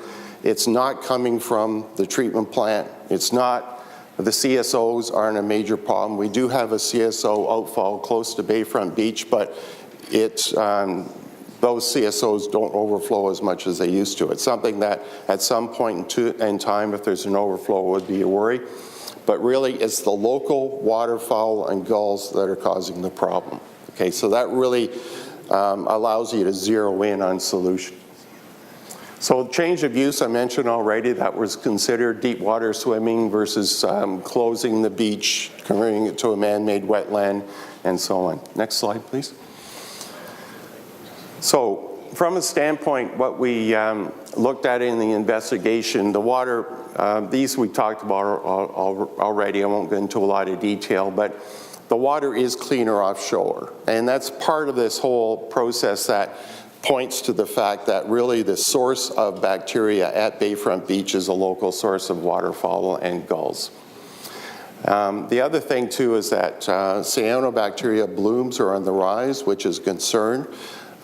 We do a lot of global water quality work, and that's what we found actually around the world is that blue-green algae is on the increase, and as a result, cyanobacteria is on an increase as well. Okay, next slide, please. So what's our proposed measure on this? And we've got preliminary recommendations, and really there's 4 or 5 different elements. One is enhanced waterfowl control, waterfowl and gull control. There has been work done by parks in the past on waterfowl and gull control, but it really has been a little bit disjointed, not continuous, as well there are other measures that could be used. So what we're recommending, when we looked at other mechanical options to increase circulation, as I mentioned before, they're just prohibitively expensive. The most affordable way of dealing with the issue about bacteria is really enhanced waterfowl control. The other thing that can be done is improve drainage locally, because right now, there's quite a bit of parkland that drains right to the beach. It really should be diverted away from the beach. So if there are any contaminants in the soil or on the surface of the ground, instead of getting to the beach, they would be diverted away. The other is beach sand maintenance is another measure, because there is bacteria in the sand itself. And there are protocols that you can follow for both beach grooming as well as the type of sand to use that provide a viable option to actually reduce the bacteria levels, or at least reduce the potential for exposure to bacteria in the sand. And that's something that can be done. So really, a lot of this, like the waterfowl control, has been done to a certain extent, but not really fully effective. So it's really a matter in that area of building on past experience and improving the approach to waterfowl control. The other is part of that too is further education is needed, because the public still, I shouldn't say in general, but there are some in the public that still believe that feeding ducks and geese is a good thing to do. It is not.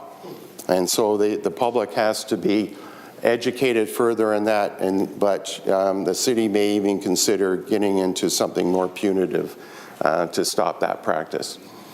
And directing runoff away from the beach, I mentioned, and so on. So next slide, please. The last item is actually the modeling analysis that was done really indicates what is needed in order to improve bacteria or reduce bacteria levels to something more acceptable. We have enough information to know that it will work. It will increase the swimmability at Bayfront Beach. But really, additional monitoring and analysis work should be carried out to get a better handle on what's actually going on local to the beach.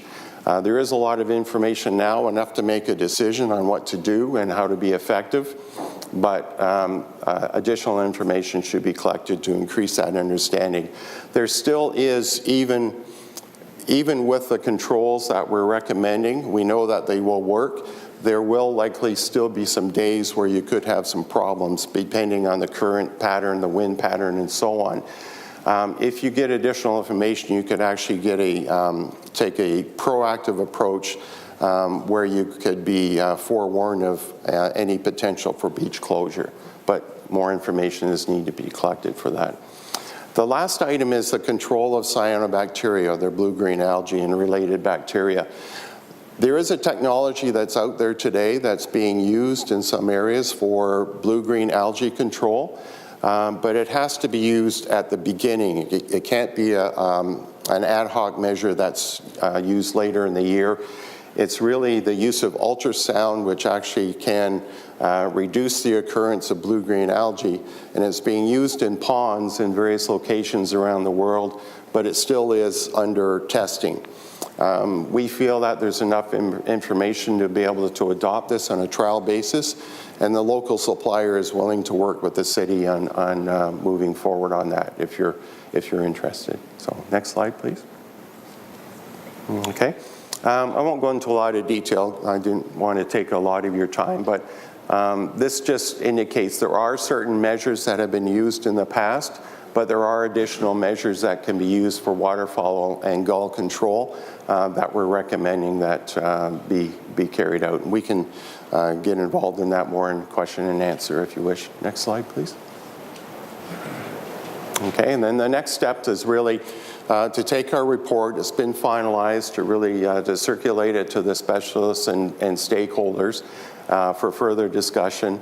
Formalize the implementation strategy. We do have recommendations, but a strategy needs to be developed, and then report back to the committee with firmer recommendations. Okay. Thank you, Mr. Mayor. Great. Thank you very much, Ray. Very thorough report. Much appreciated. I have Councillor Farr with some questions. Councillor Farr. Thanks, Mr. Mayor. Ray, thank you. And I know it took a while to get going with this particular engagement effort, but I appreciate the presentation. So one of the things you said through you, Mr. Mayor, was that it's clear from your stakeholder group that they want a beach. Is there no indication from that same stakeholder group that if the beach is difficult, in the interim, they would accept something like Chris was talking about, an offshore water recreation facility through you? Is that ever discussed? There is interest in swimming, for sure. But the concern that we got through the information that we received is that a lot of times people like just to sit on the beach.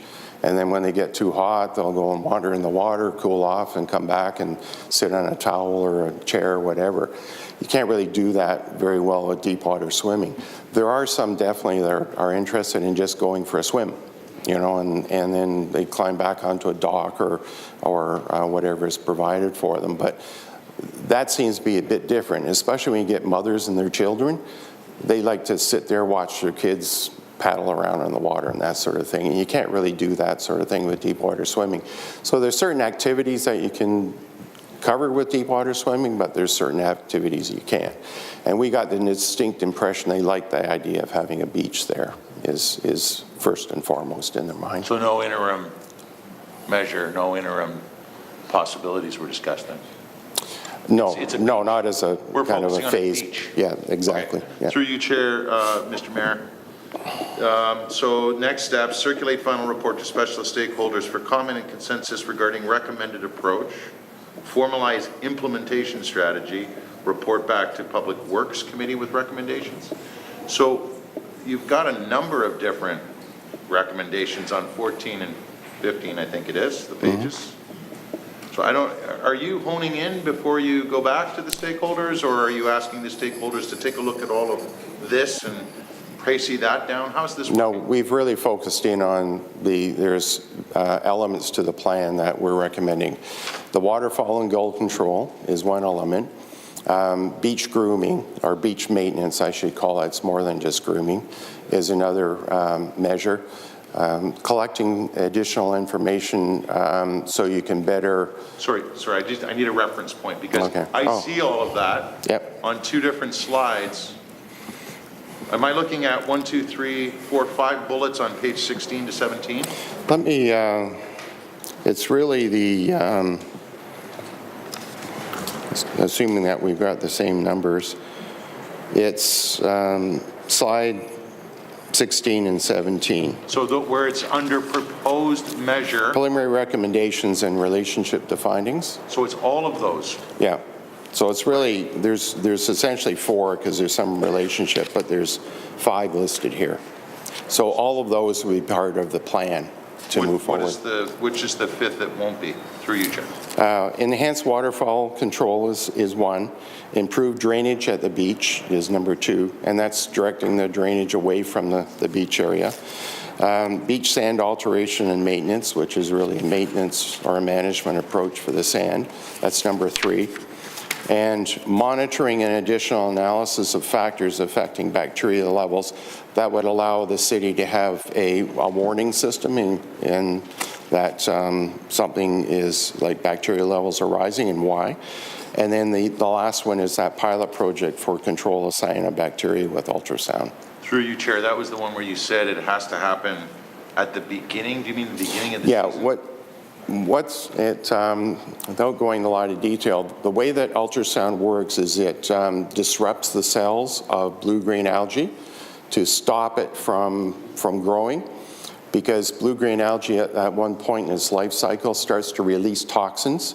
What you want to do is catch it before it gets to that stage. That's how the technology works. So that you can't you can't say, oh, we've got some blue-green algae out there, we start treatment. No, you can't do that. You have to start it before the algae gets growing. Which is roughly what time of year? In the spring. Okay. In the spring. And so I'm sure as a consultant you estimated some costs on these recommendations. Do you have that for us today through you, Chair?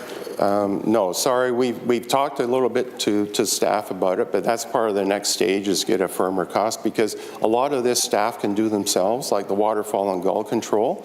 You can either hire an outside company to do it or do it, most of it internally.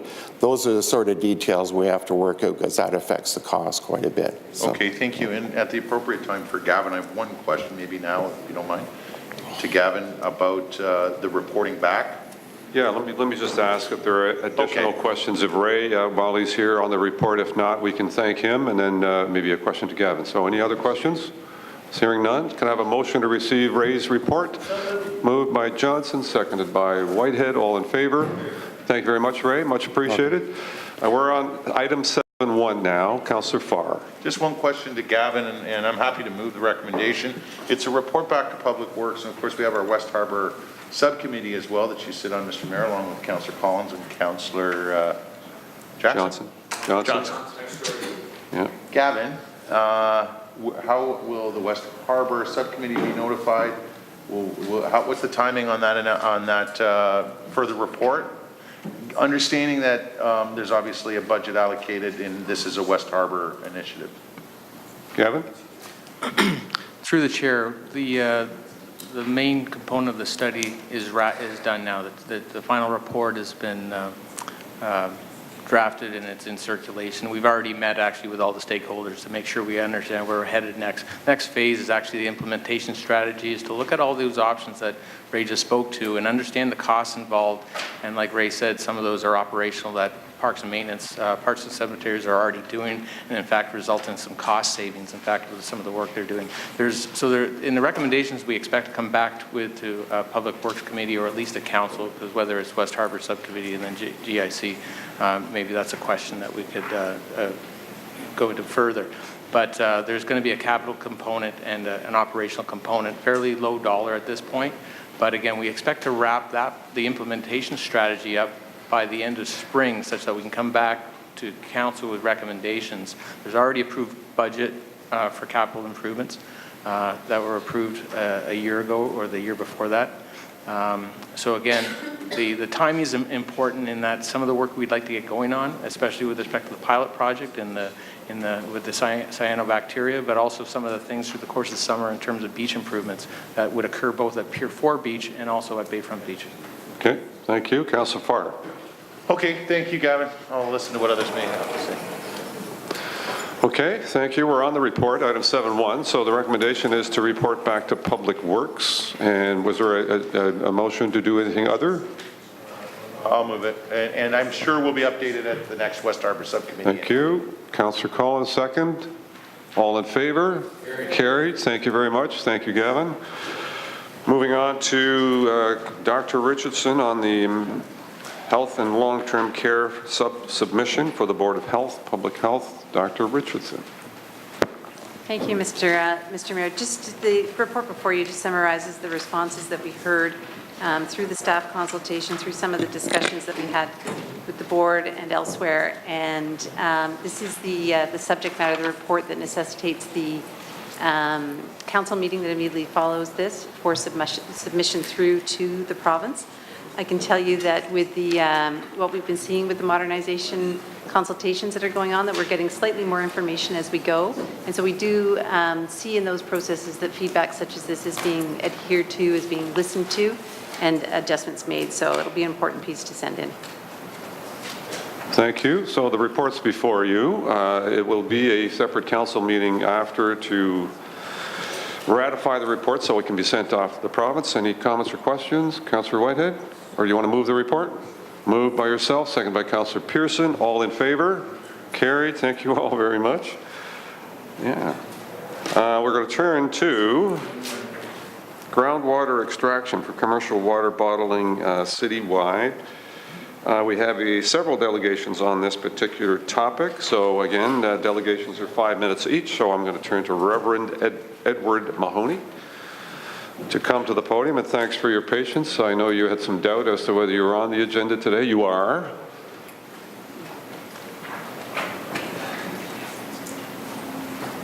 And you are welcome.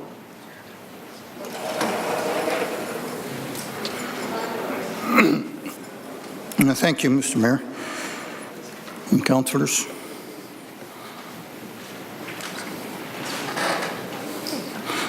Thanks. From the Corpus Christi Parish, Diocese of Hamilton. Last year, the Diocese of Hamilton, under the authority of Bishop Douglas Crosby, issued a statement banning one-time use of plastic water bottles from every facility in the Diocese of Hamilton. That includes about 128 parishes and 6 counties, 639,000 Catholics in those 6 counties.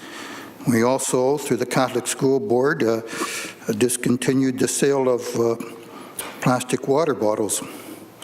And what it results from our use and understanding of the common good. It's an expression we hear oftentimes, common good. Unfortunately, what it omits oftentimes is common good also involves creation. Common good is not just people. Look, what good are people without creation? We'd last about 3 minutes or so. Common good, people and creation, and the principles that govern ethics, the ethical operations of the common good are that the operations must either benefit every part of the common good, or those parts that do benefit do not benefit at the expense of other parts. And we, through our studies, decided that plastic water extraction, most of it that we were concerned in our diocese and bottled in Aberfoyle, defeats that principle of the common good. For 2 reasons. First, it depletes, or at least it empties out a certain percentage of the water that over hundreds of thousands of years has found its natural rhythm. Creation knows more than we do how it operates and how it should operate, and it's worked its way out through hundreds of thousand years how to nourish every little cell, every little minuscule part is made up in this creation. And to extract huge sums, Nestle is allowed to take 9.4 million of the 500 milliliter bottles a day. That's what they're allowed to take. They don't necessarily take that each day, but they're allowed to take that and bottle it. And the people up there are in Wellington County are certainly affected adversely by that, as well as the watershed right down to Lake Erie. And so that's it's upsetting creation. That's what it's doing. Now we hear, and the other reason is the plastic. We hear recycling. any statistics that I've read, are that more than 50%, much more than 50% of the bottles, of those plastic bottles, are not recycled. They end up in our dump sites, in the gutters, parks, wherever, well over 50%. So they're not recycled. And also, keep in mind, even those that are recycled, and that's supposed to be the big operation that excuses our conscience for using those things, every recycled unit requires at least 7 steps of energy.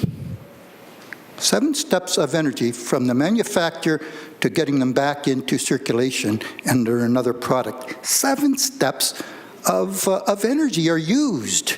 So let's not kid ourselves that recycling somehow makes it okay. It doesn't. It's just another misuse of the environment. The other thing, and I'm going to cut this short. I was in California and Michigan in the summer, and when I came back, I got in touch with the Ministry of the Environment, and I asked the question, why do we not have a deposit on our one-time use of beverages and tin cans, aluminum cans, like they do in these other countries, these other states? In the States, why do we not have it? It not only helps the impoverished people in the morning to go around with their bags and pick up this and gives them some spending money, and it helps the environment. They're picking up these things. And the answer given to me was the environmental ministry had considered it, and they dropped it. They dropped that suggestion because 2 of the big bottling companies had their array of legal teams all ready to fight it. So when we hear that the bottling companies are very much concerned about the environment, they're concerned about their profits. They're the ones why we do not have a deposit on our one-time use of beverages in Ontario. They were all set to fight it, and our government, because of the cost and the time to pursue this, gave up that idea, even though they knew it was a good idea. Also, one of the companies that the gentleman up here mentioned that he represents is listed as one of the 3 biggest polluters in the world. One of the 3 biggest polluters in the world. That's paying his salary.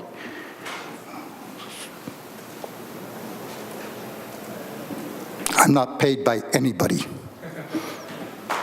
Thank you. Thank you very much. I have to go. I got a sick call. Okay. One of the fellows is dying. Well, I just one wanna- quick moment. Councillor Yeah. Johnson? Through you, I just want to thank Father Mahoney for the diocese leadership, which is actually his leadership within the diocese, as well as other people's leadership, but in significant part it's his. Thank you. Thank you for being a moral voice for water. Thank you. And if I can just add, Bishop Douglas Crosby is the president of the Canadian bishops across Canada, and on the agenda in May, with my suggestion, is that in every diocese of Canada, we will ban bottled water. Every single diocese in Canada will be the first country in the world to do that. Thank you, Reverend. One more question here, or comment. Councillor Whitehead? It's a comment, because I know Father Mahoney very well, and so does many of the parishioners of Ward 8. His leadership and his involvement in the community is second to none, and his leadership on this particular issue is noteworthy, and we appreciate you coming forward. Thank you. And that school that was here before is one of my schools in my parish. First school in Canada, if not the world, to score 100% for green schools. That's just incredible. It just boggles my mind. I'm so proud of them. Most eco-friendly school in the country. When they started Absolutely brilliant. 5 years ago, when they started this, at the end of each day, they had 12 garbage bags full of mess. Yep. they're down to 1.5 bags now, and they have more students. That's right, for the entire school. Yeah. Reverend, thank you very much. You're welcome. Go and take care of your call. You can turn around and go right through the door there, I think, unless you have stuff. Okay. Run the gun. Don't leave without your coat. Yes, it's still pouring out there, so grab an umbrella as well. Thank you very much. Dr. Linda Lukasik is up next, Environment Hamilton. Just a reminder for all, 5 minutes is the rule. Linda, you know that well, and I've never known you to be beyond that. You're always well-timed and very precise. Welcome. Hi, back again. I feel like I'm making a habit of this. Good afternoon, Mayor Eisenberger and members of the Board of Health. I'm really pleased to be here today to say a few brief words. I wanted to begin today by telling you a story. Every once in a while, like you, I managed to escape on vacation. And on one of my breaks, it was probably about 7 or 8 years ago, I took a trip to Florida. And I remember walking into a major chain store, and the first thing I saw was a large display of cases of bottled water. Now, maybe I'm a bit odd, but the first thing I did was I went up and I looked at the label on one of the bottles. And imagine how shocked I was when I realized that it was water from Aberfoyle Springs, which is now Nestle, owned and operated, extracted from aquifers in Wellington County, and bottled at the company's plant in Puslinch. So Ontario Water in Florida. And it made me wonder back then, what are the rules for extraction and export of groundwater from the Great Lakes Basin if I'm seeing Ontario Water, Great Lakes Basin water in a Florida store? I learned that there are volume limits set out in law, a law called the Great Lakes St. Lawrence River Basin Water Resources Compact. And that's a compact that's signed by all of the Great Lakes governors and premiers. And it was made into law in 2008. The compact has a section on water withdrawals, and it states, any proposals to withdraw water and remove it from the basin in any container greater than 5.7 gallons, and that's about 21.6 liters, shall be treated under this compact in the same manner as a proposal for a diversion. Each party shall have the discretion within its jurisdiction to determine the treatment of proposals to withdraw water and to remove it from the basin in any container of 5.7 gallons or less. So this was confirmation for me that withdrawals of this nature are legal and apparently supported by Ontario, although the province does have the discretionary power to use a different approach, for instance, a more stringent approach, where water export in those containers that are 5 gallons in volume or less are concerned. My Florida example is an extreme one, taking water all the way from southern Ontario to Florida to sell, but it's a real example. I didn't make that up. I know what I saw. I witnessed it. And it underscores the fact that we need to get a handle on the issue of commercial bottling and export of groundwater. It's a resource that we need to properly manage and allow the time to effectively replenish itself, as Father Mahoney so eloquently stated. So I'm here today to say to you that bottling and selling groundwater for human consumption makes no sense, especially when the largest consumers of that water are people who have ready access to safe local sources, like all of us who live in urban Hamilton, as a good example of that. It makes no sense for people to be purchasing this water when there are rural communities that are depending on these sources. And I'd add, too, that human communities really need to begin to plan to develop and evolve in ways that tune into the ecological limits of place. This is something we're really not good at. Taking a critical resource like water into consideration when determining where and how to grow can lead to profound changes in how we plan our communities. While it makes sense from a water resources point of view to intensify Hamilton's downtown, for instance, in significant ways, because we've got a wonderful supply of fresh water in Lake Ontario, it may not make sense to the same degree to intensify downtown Guelph, for instance, where municipal water supply comes from groundwater aquifers that we're all hearing a lot about in terms of them being at risk. It's not even worth considering bottling and potentially exporting over long distances groundwater that is needed for human use in rural and some urban communities in Ontario. Thank you very much. Thank you, Linda. Concise and precise as always. Thank you so much. Councillor Whitehead. Thanks, Linda. I had the opportunity for a number of years as one of the senior staff people on the International Great Lakes Conference, and they put in some pretty significant policies in regards to the use of water around and limiting it to just people or cities or communities living within the what they call the water basin. That's right. So when I see water being drawn, for example, Cambridge has a big watering plant.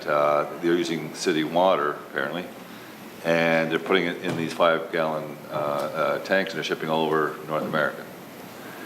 And so so those kind of actions, would that not be in contravention? Because that water really is coming out of this water basin.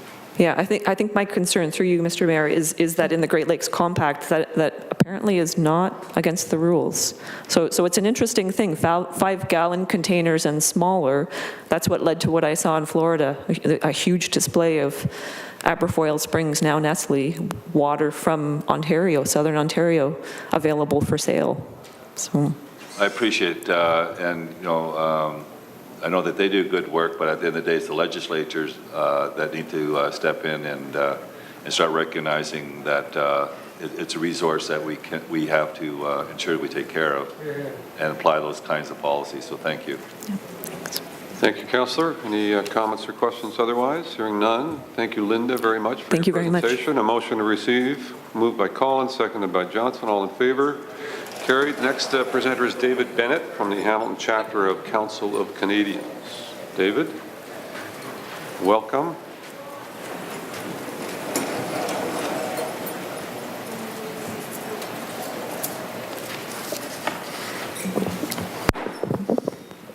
Good afternoon. I am with the Hamilton chapter of the Council of Canadians, and I'm here to speak to Councillor Johnson's motion regarding the banning of groundwater extraction within the City of Hamilton. You will also hear a separate submission from Mr. David Chakuski, also of the Council's Hamilton chapter. Founded in 1985, the Council of Canadians is Canada's leading social action organization, mobilizing a network of 60 chapters across the country, including a branch in Hamilton, for campaigns for clean water, fair trade, green energy, and public health care. The Council of Canadians has been in the forefront of protecting water as a human right for over a decade, and our board chair, Maud Barlow, played a central role in getting the United Nations to declare water as a fundamental human right some 10 years ago. Ms. Barlow, by the way, will be speaking in these council chambers on June 15th next at 7 p.m. about her latest book, Boiling Water, coincidentally about water. Additionally, Councillor Johnson will also be speaking at that time about Hamilton water issues. The right to water is not a free-for-all, allowing anyone to use all they want for any purpose. Rather, it guarantees clean, accessible drinking water and sanitation for personal and domestic use for all.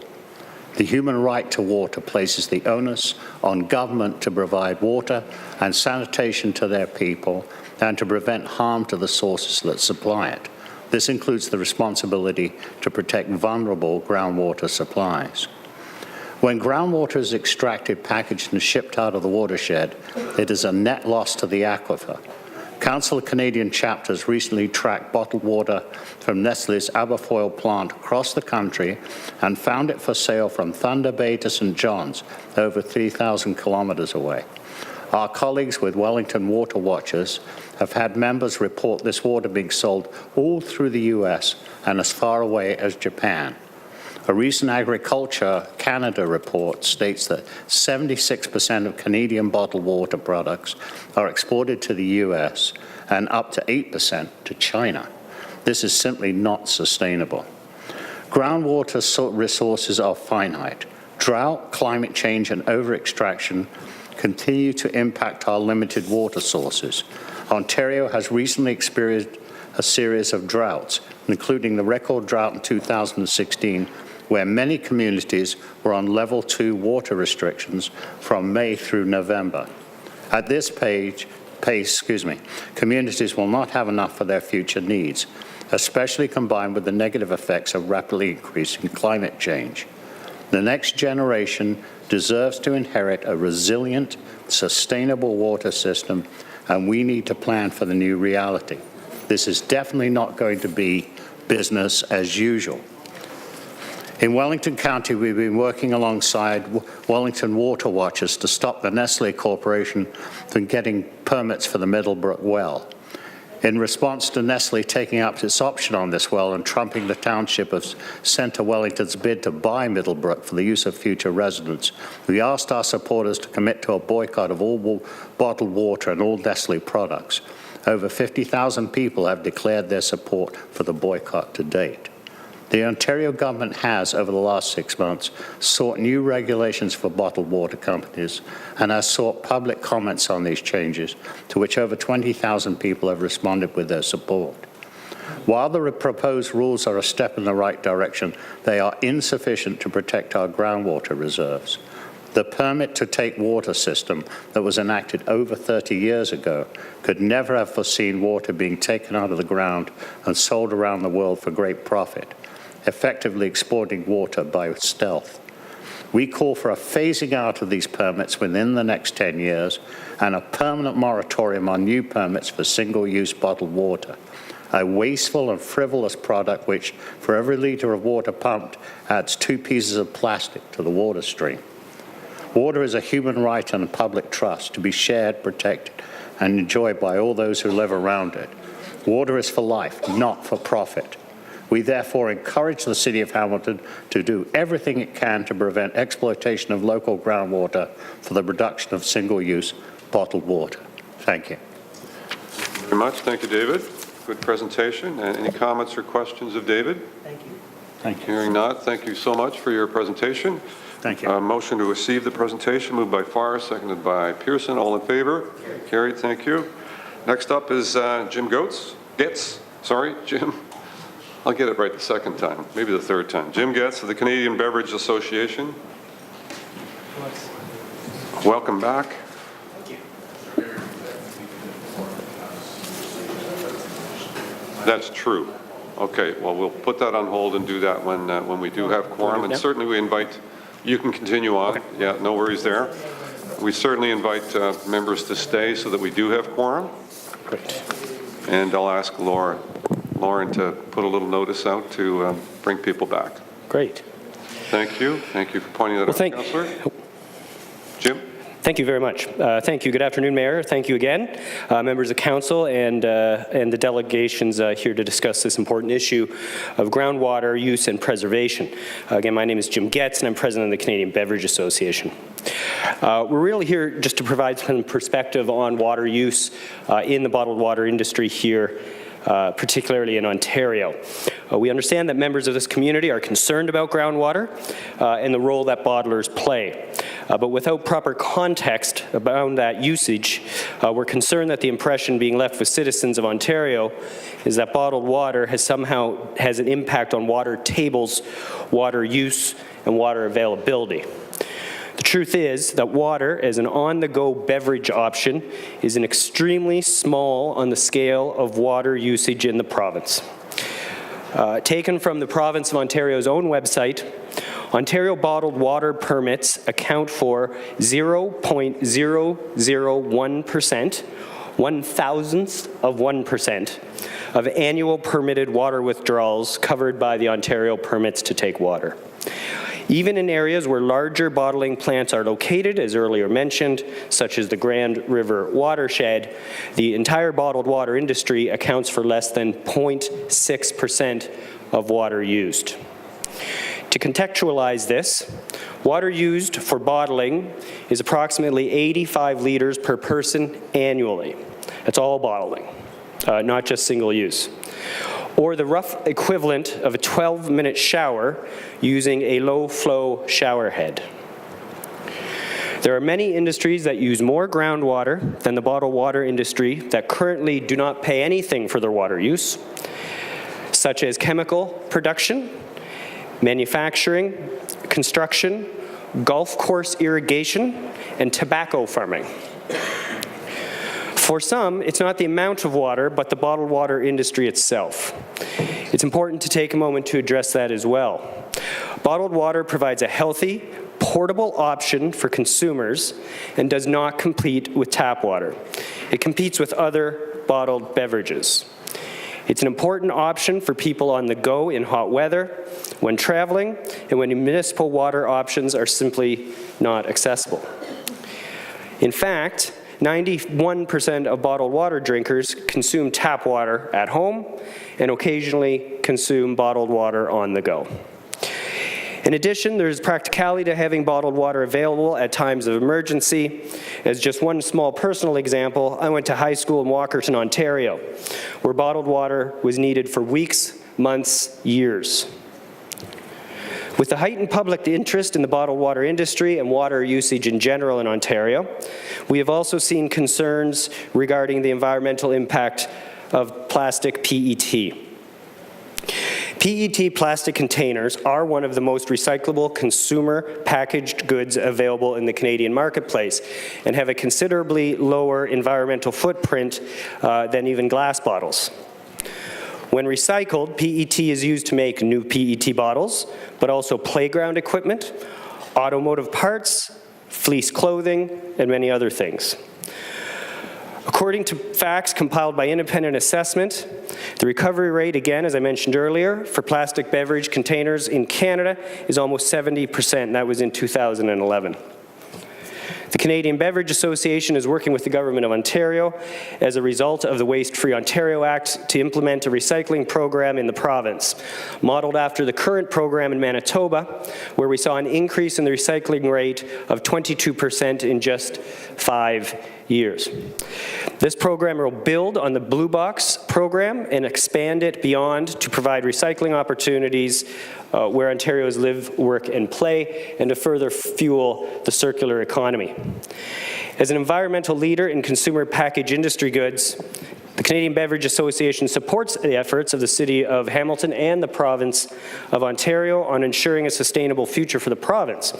We look forward to working with the City of Hamilton and the Province of Ontario through the consultation process, one based on science, evidence, and a fair process. We believe that all stakeholders, including industry, government, and not-for-profits, play a role in developing workable policies that are beneficial to Ontarians. On behalf of our association members, our employees here in the great city of Hamilton, I thank you for having me here this afternoon, and I take any questions. Thank you very much for your presentation, Jim. And I have Councillor Johnson and then Councillor Jackson. Sure. Thank you very much. Mr. Deputy Mayor, my question refers to the delegation's reference to Walkerton. And I 100% concede that bottled water is sometimes necessary. And our delegation referred to the one context that I think can't be argued against, which is if there's an emergency and our water supply somehow proves to be tainted, certainly we'll need good, clean water.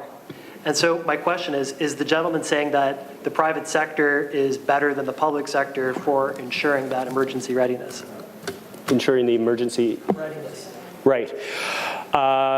In a word, when it comes to emergencies, because of the logistical expertise of consumer packaged goods companies as a whole, in general, when emergencies do happen and governments call upon our member companies to help them out, which has happened in the past, we are able to get water to those emergency situations very, very quickly.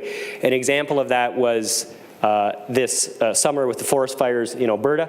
Our member companies were all engaged, a vast majority of them are, in providing water and beverages of all type into those communities where the infrastructure had been damaged or destroyed. Thank you very much. And Mr. Mayor, that is something that needs to be factored into any plan regarding water regulation, that sometimes we will need bottled water for emergency situations. And the question is, are there other cases where we need bottled water, and how do we go about the right planning? So I thank the delegation again. Cheers. Thank you. Councillor Jackson. Thanks, Mr. Mayor, and Jim, thank you. Nice to meet you. Nice to meet you. So our staff report, have you looked at 8.2? I presume you have. Yes, I have. And it's not about banning bottled water, nope, but it's about the extraction issue. Are you in support of the staff recommendation, Mr. Mayor, through you? Well, sorry, the recommendation in the report. 8.2 on today's agenda. Just want to make sure I have the right one in front of me. Yep, no problem. Good question.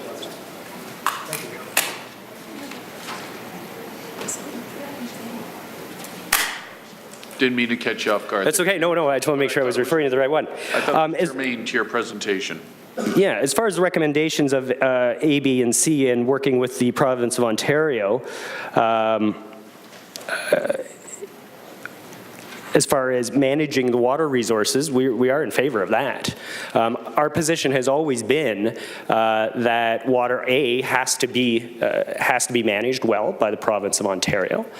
But at the same time, when it comes to water usage, singling out one industry that takes such very little water is not going to move the needle at all when it comes to proper management of a valuable resource. I mentioned before, I think it's in Ontario, the irrigation of golf courses removes from the water table about 90 times more water than the bottled water industry does. That water then goes through the grass, which is heavily fertilized, and its return into the water table can be problematic. So again, our position as far as the province of Ontario is we want to be at the table. We have said we are willing as an industry to pay more for this valuable resource, but it has to be a level playing field, particularly when held up against an industry that takes very, very little amounts of water. And I think that your staff report the staff report also pointed to that, that there are, I believe there's one permit to take water permit in Hamilton, and 362, I believe it's 362 or 364, other permits to take water in the city of Hamilton. Looking at that one permit and focusing solely on it is going to do nothing to properly manage a valuable resource. Councillor Jackson. So thank you, Jim. I'm taking it then. That's a yes to the report 8.2 and keeps the conversation going, but doesn't at this time lead to banning bottled water. That is correct. Thank you, Jim. Thanks, Mr. Mayor. Okay, thank you. I see no further questions. Jim, thank you so much for your presentation once again. Thank you. A motion to receive the presentation by Pearson and Johnson and the previous presentation. Let's do them both. All in favor? Carried. Carried. Thank you. I'm going to turn to Dave Cherkiewski, or better known as Chewy, from the Hamilton chapter of the Council of Canadians. Yes. Welcome. Welcome back. Welcome back. Yeah. And you all know me because I've come here before. I come in a new role as I've worked with the Council of Canadians for a year or so on the public, not private banking issue. But this last Monday we had a meeting and I took on the co-chair. And I'd like to thank first Aidan Johnson for this issue and reaching out to Maud Barlow on the national, for David for speaking the technical presentation of where the council sits on that. Before I proceed, I actually want to do, as the council, and the tablet is locked, an acknowledgement of where we are. We start every chapter meeting with an acknowledgement. I know we start every council meeting. It'd be very interesting to have every sub-council meeting start with acknowledgement that we are visitors here from this land, that there were peoples here before us, particularly here at the head of Lake Ontario. So the land that which we are on is the traditional territory of the Haudenosaunee, the Anishinaabe, and the Mississauga First Nations. The territory is covered by the Upper Canada Treaty, and that's a colonial term. Mayor, if you want to correct the native term on that, Haldimand is here, and it's in the watershed. We are all treaty people as part of the British Commonwealth, and I like that term, Commonwealth, instead of the Empire. And we share in the obligations and principles between the First Nations and us as colonialists and settlers coming here. I want to thank you all, the Board of Health, for having a very watery agenda on a very watery day. And the one point that was made by the kids, and I thought that was awesome, is water is life. And it's probably our second fundamental need after air. Without 10 minutes of oxygen, we die. We can go 40 days without food, but without 3 days of water, we're gone. Water is life. our host, Mother Earth, the surface is 70% water. However, only 3% of that is fresh water.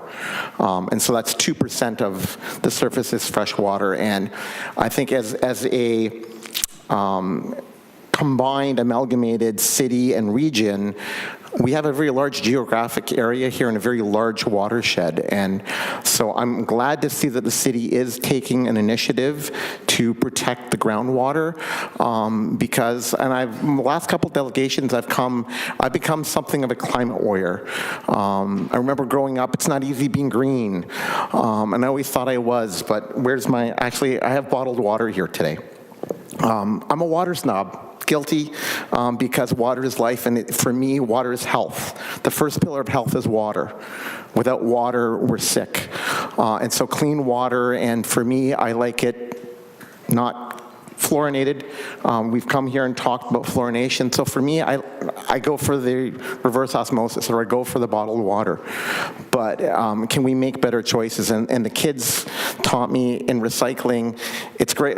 It's not just recycling. It's reusing and it's actually reducing.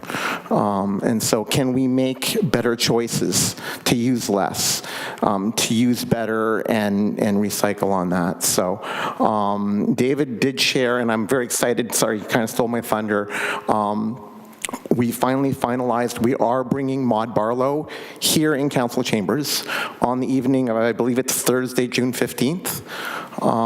And she has a book called The Boiling Point about the water crisis. And being something of a recent eco-warrior, the climate Armageddon is coming soon. And when it does, one of the issues will be water. When you look at the Syrian crisis, how many people know that was started by a drought? And so as climate change changes the world, our host, water and water management will be more and more important.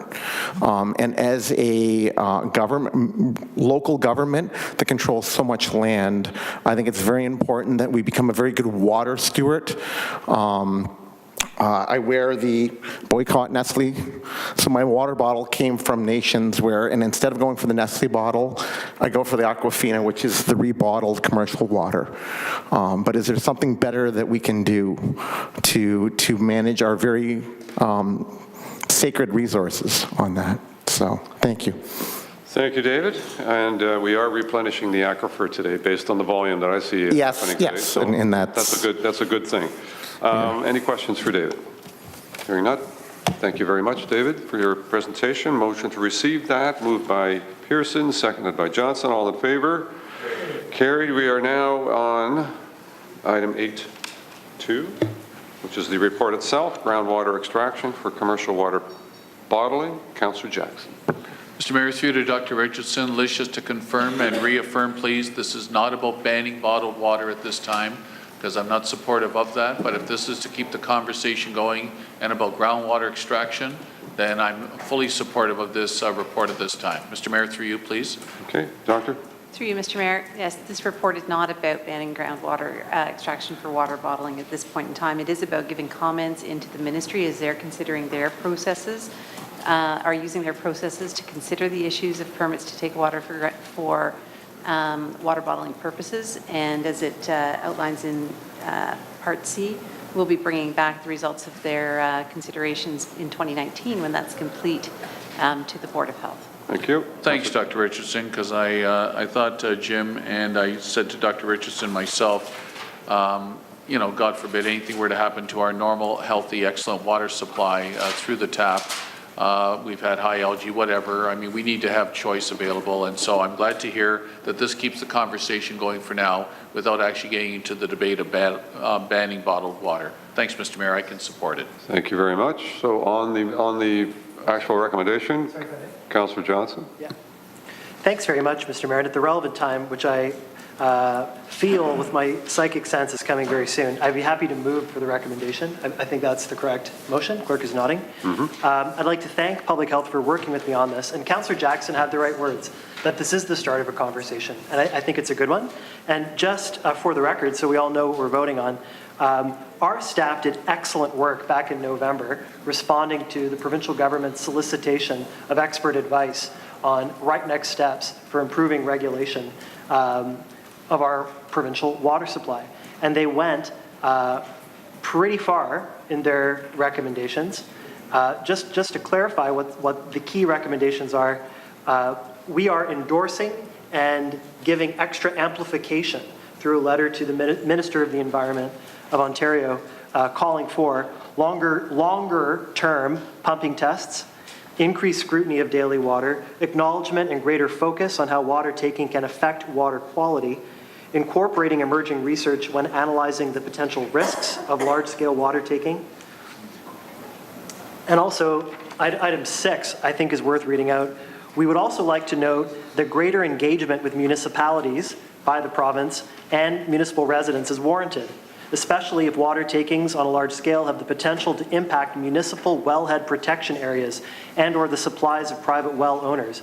Depending on the water resource risks, we also feel that groundwater modeling could be employed to build various scenarios to better characterize these potential risks that could be exposed to municipal wellhead protection areas where mitigation strategies would be fairly attributed to a corresponding risk. This is technical stuff. As Councillor Jackson observes, it is short of a ban. A question I have through you, Mr. Mayor, to Dr. Richardson is regarding B of the motion that Council passed back in February, that reporting include the feasibility of a permanent ban on water taking by water bottling facilities.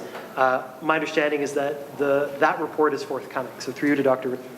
Thank you. Doctor? Through you, Mr. Mayor. Yes, indeed, that's correct. That there will be a further report coming from Public Works, and Public Health will be assisting with it, just looking at more of the science behind the issues about water extraction and water bottling. We don't have the expertise to do a master's level piece on this, and of course we've heard from many people in the audience today who have more of that expertise, but we will be bringing back some further information in that regard. Councillor Johnson. And I'm happy to move this. I think Councillor Farr has agreed to be my seconder at the relevant time. Thanks, Mr. Mayor. Moved and seconded. All in favor? Carried. Thank you. I have the next report, which is Dr. Hopkins on the opioid federal funding request. Did you want to add anything to the report? Dr. Hopkins. Through the Mayor, so just briefly, this report is in follow-up to the opioid summit and the ongoing meetings that Public Health has had with various stakeholder organizations in the community. What you see before you today is a proposal that was put together by Public Health based on information provided by all of the other organizations that we've worked with, and we feel that this request for funds through the provincial and federal governments would be strengthened by endorsement by Board of Health and Council. So that's what we're hoping for today. Great, thank you. The report's before you identifies some requests for funding for a range of programs that will help with the opioid crisis right here in Hamilton. Sorry? I'll take the chair. You can move it. It doesn't matter to me. You could move it. Yes, moved by Farr, seconded by Johnson. All in favor? Carried. Thank you, Dr. Hopkins. Very good work indeed. Thank you. Much appreciated. On item 8.4, Kevin McDonald's here, Environmental Health Division, regarding prohibited smoking within city parks. Councillor Jackson. Mr. Mayor, through you to Kevin. Kevin, once again, this is based on complaint. We don't have Kevin's police going through the middle of the night checking out all these open spaces, neighborhood parks, along Mohawk Sports Park, 66 acres, and we see one little guy there possibly with a cigarette right by the old willow tree. But anyways, Kevin, a response please through you, Mr. Mayor. Through you, Mr. Mayor. Thank you very much, Councillor Jackson, for the question. Our primary mode of enforcement is through complaints. Secondarily, we are following up based on enforcement history with progressive enforcement if a particular location is demonstrating some ongoing systemic noncompliance issues. I actually did compile some statistics from 2016 just to give you a sense of what that looks like in real time for enforcement staff. These statistics were actually shared in the ID Environmental Health Report last month. So in 2016, public health enforcement staff carried out exactly 101 inspections or enforcement visits, resulting in 48 tickets issued and 25 warnings. Thus far in 2017, we've executed 20 inspections, which has resulted in 12 tickets and 11 warnings. Kevin, thank you for that. So it's piqued my curiosity, Mr. Mayor. Just quickly, Kevin, the 48 tickets you gave out in 2016 of the 101 inspections, in talking to the folks, both before and after, any feedback? Generally speaking, was it that people said, geez, didn't realize open area near playground where kids play? Was there some angry responses of, come on, like, is this a heavy hand of the city? You're trying to raise some more money through this type of overhanded measure. So any feedback on that, Kevin? Mr. Mayor, through you, please. Through you, Mr. Mayor. Thank you once again, Councillor Jackson. Generally, people don't like receiving tickets. I think that's a given. There's a variety of responses. Our conviction rate in terms of voluntarily pleading guilty, or the rare few that go to court, our conviction rate is very high. Most people generally acknowledge that they were observed and caught smoking in a prohibited area. Oftentimes it's in a signed area as well, but it goes without saying that people can be upset. We do have visitors from outside the community that come periodically, and they will, even when standing beside a sign, claim that they weren't aware that smoking was prohibited in the area. Kevin, thanks for that feedback. And again, if it's still based on complaint driven, then I'm comfortable moving ahead. Thanks, Mr. Mayor. Okay, thank you. The mover, Councillor Marula, seconded by? Seconder? Okay. I'll just ask for a seconder on that, and then we'll get to your question. Seconder on that? Councillor Pearson, thank you. Councillor Johnson. Thank you very much. Through you, Deputy, or just through you, Mayor. One of the things that I've heard feedback from was they observed somebody was smoking in the park. Someone did show up, and the person didn't hand over his ID. Nobody knew who he was. It's not like a police officer when he pulls you over at the side of the road and you get, your insurance out, your driver's license out.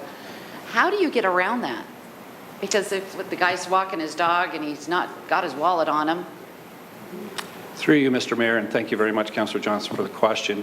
At the risk of jeopardizing some of the enforcement tactics, generally speaking, for a provincial offence, our experience is that most people, overwhelmingly, will voluntarily disclose their identification. Officers do have various means at their disposal to identify people that would refuse. There are occasions where people refuse and it's more difficult to do so. Okay, thank you. All right, thank you. I have a mover and a seconder, Marula and Pearson. All in favor? Carried. Thank you. On item 11.1, correspondence from Huron County Health Basic Income Ontario. Dr. Richardson, anything to add to that? Mr. Mayor, they're just recommending that it be referred over to Community Emergency Services so that it can be incorporated into the work that's already going on. Correct. Okay. Moved and seconded. All in favor? Carried. Before we get on to the housekeeping on it, Dr. Richardson, I know there's conversation going on in terms of better integration and between public health and LHINs, and there was a charrette recently. Any additional information to share, just to update the Board of Health on at this point? Thank you, Mr. Mayor. Yes, there is the charrette that is upcoming. So when we're looking at integration of health and social services, there's a really neat movement that's going on within Hamilton. It's consistent with what we're seeing on the larger field with Patients First and those initiatives that are looking at how we can better create person-centered care, person-centered service delivery for people. And so there's a group of agencies and individuals from across the hospitals, Hamilton Health Sciences, Rob McIsaac, David Higgins from St. Joe's, the family health teams. I won't name all the names, I'll forget people. The LHIN is there, we're there, Community Emergency Services is there. And so we're all meeting together to look at how we could do things differently.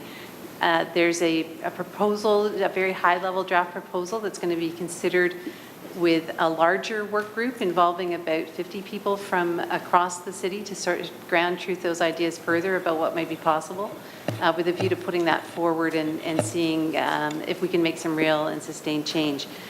The conversation right now is using some specific examples around 3 neighborhoods, and it was part of the reason why I've had a chance to talk to Councillor Green and Councillor Vanderbeek is well aware. Councillor Whitehead has had some information related to it, but specifically Rolston and Dundas are being used as part of a way to frame the conversation around what might be possible and what could be done going forward.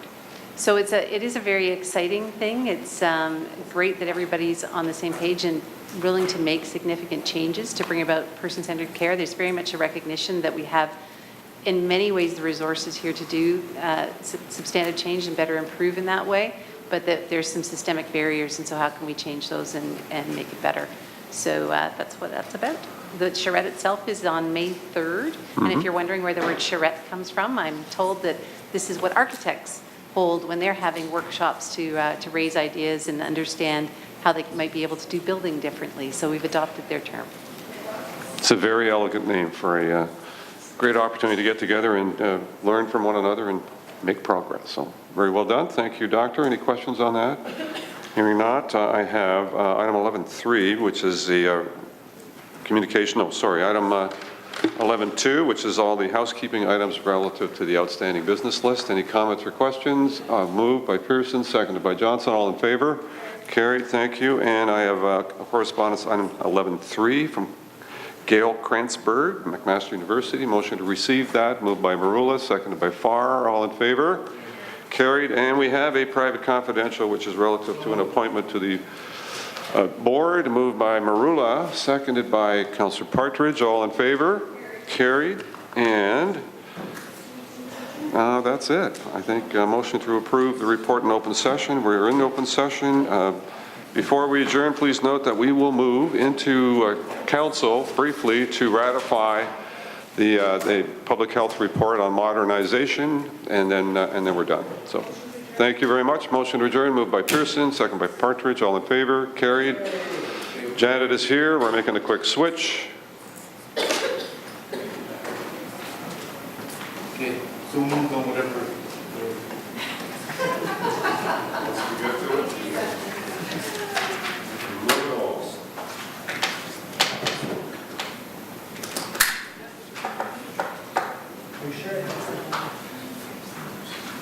Okay.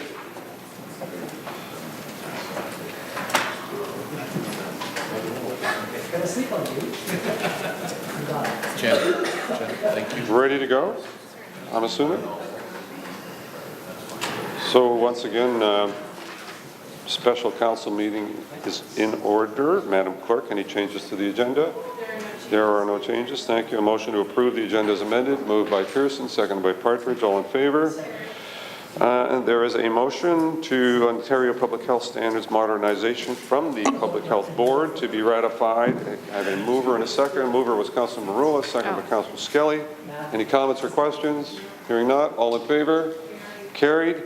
May I have a motion confirming the bylaw, please? Councillor Skelly. The motion is before you. It's seconded by Councillor Collins. Thank you. Bill number, so all in favor? Carried. Bill number 66, confirming the proceedings. All in favor? Carried. Motion to adjourn. Moved by Pearson, seconded by Farr. All in favor? Carried. Thank you all very much.